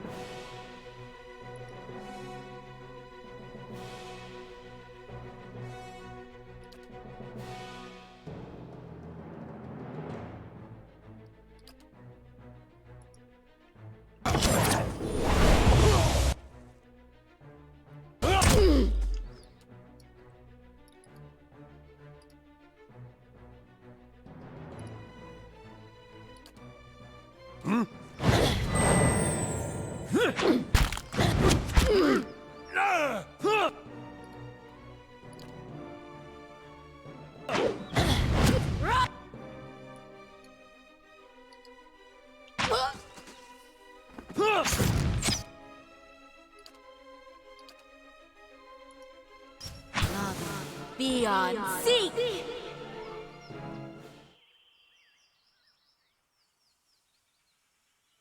Okay. Fight over. Durance orders.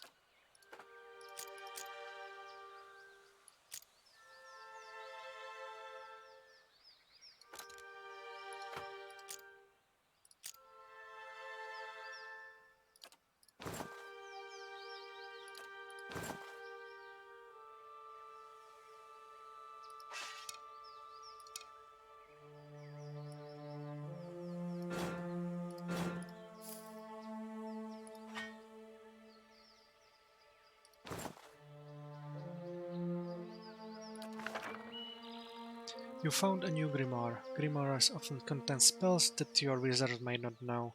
For a small cost, you can learn those spells from the description panel. You may also fill additional grimoires with different spells.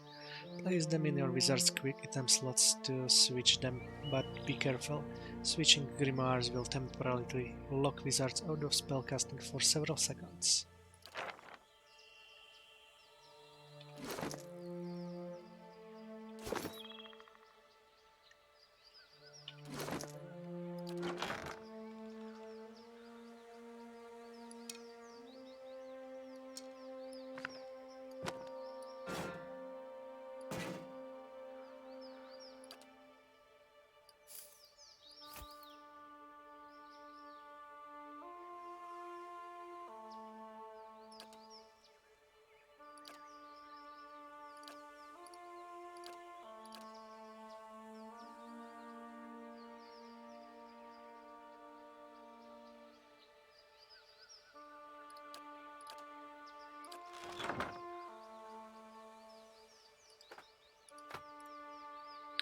Ludrana's orders.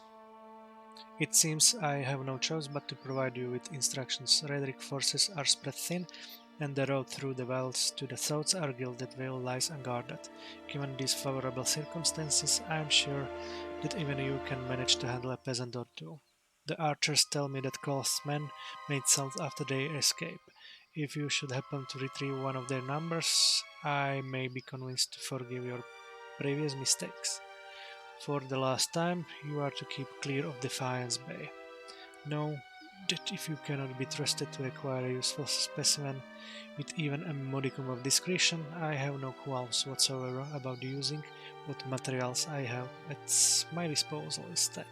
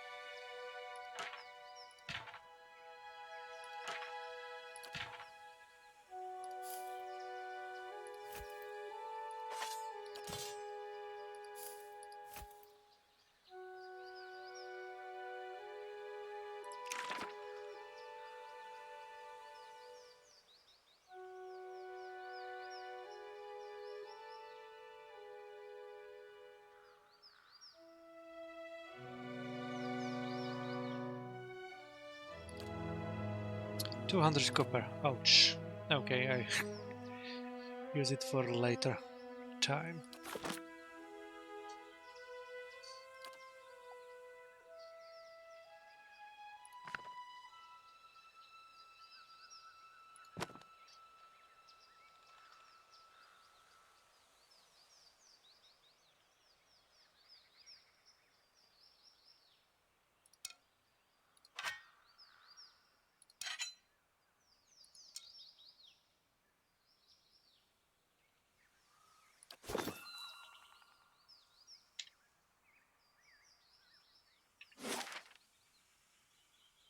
Let's check the rest of the map and quit for today.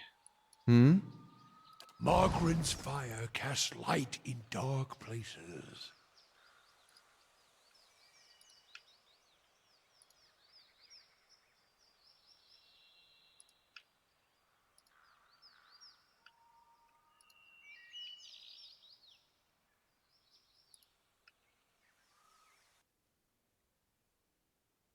Will-o-wisp. And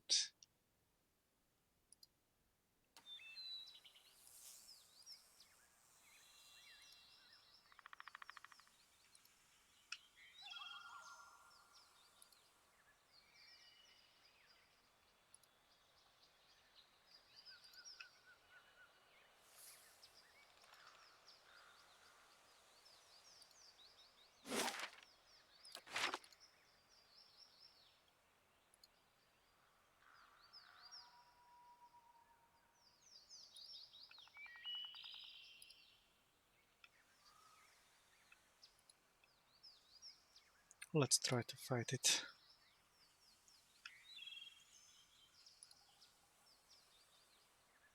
Or not. Let's go for the doggies first.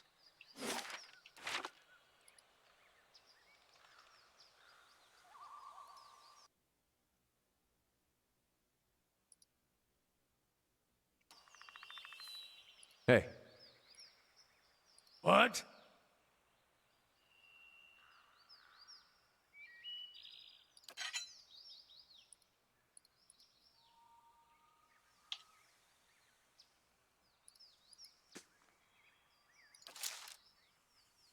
Yeah!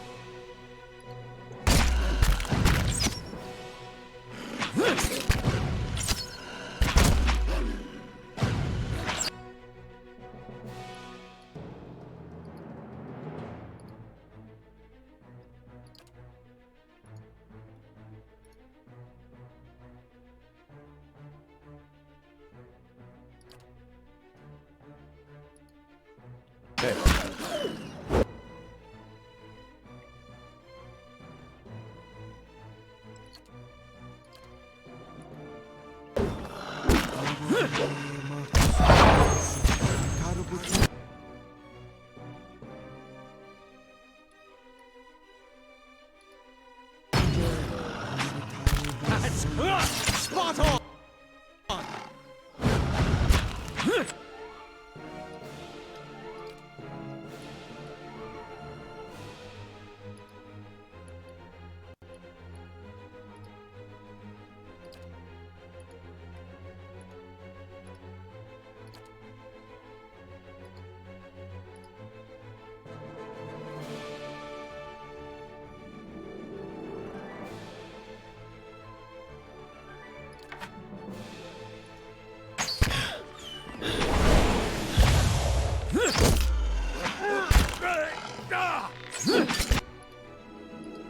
How may I?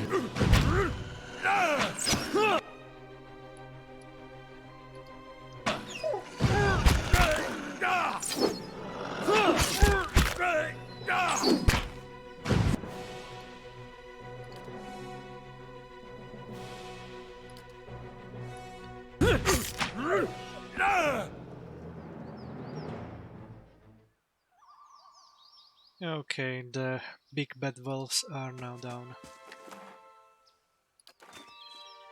Hmm? Margaren's fire casts light in dark places. And let's try to go for the wisp. We'll see how powerful it will be.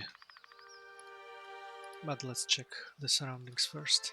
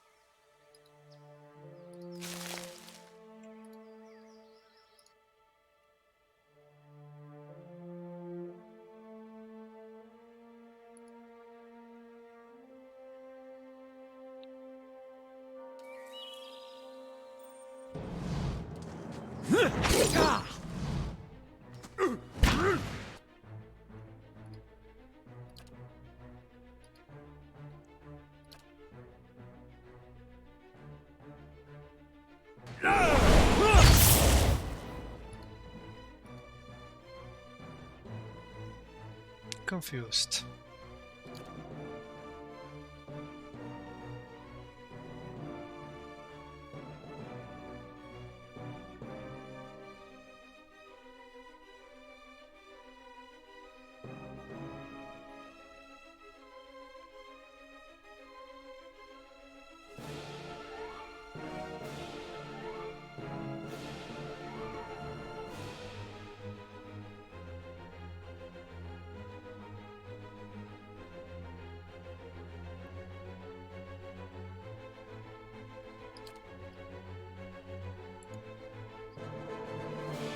Let's use it this way.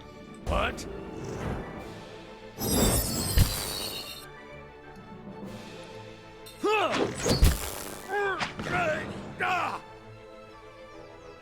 It's down. Certainly.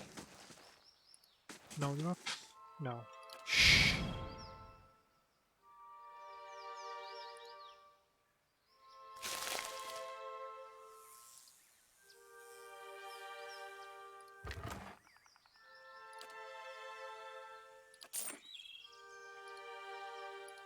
Nothing else hidden here.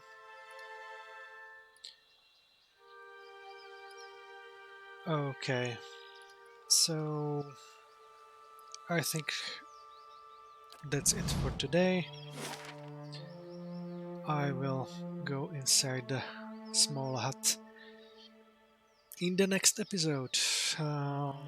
We have found a fourth companion, and our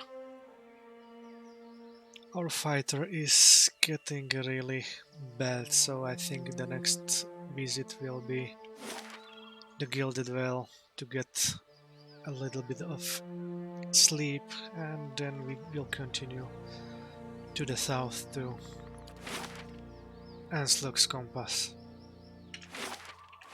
But for now, thanks for watching, and see you in the next episode.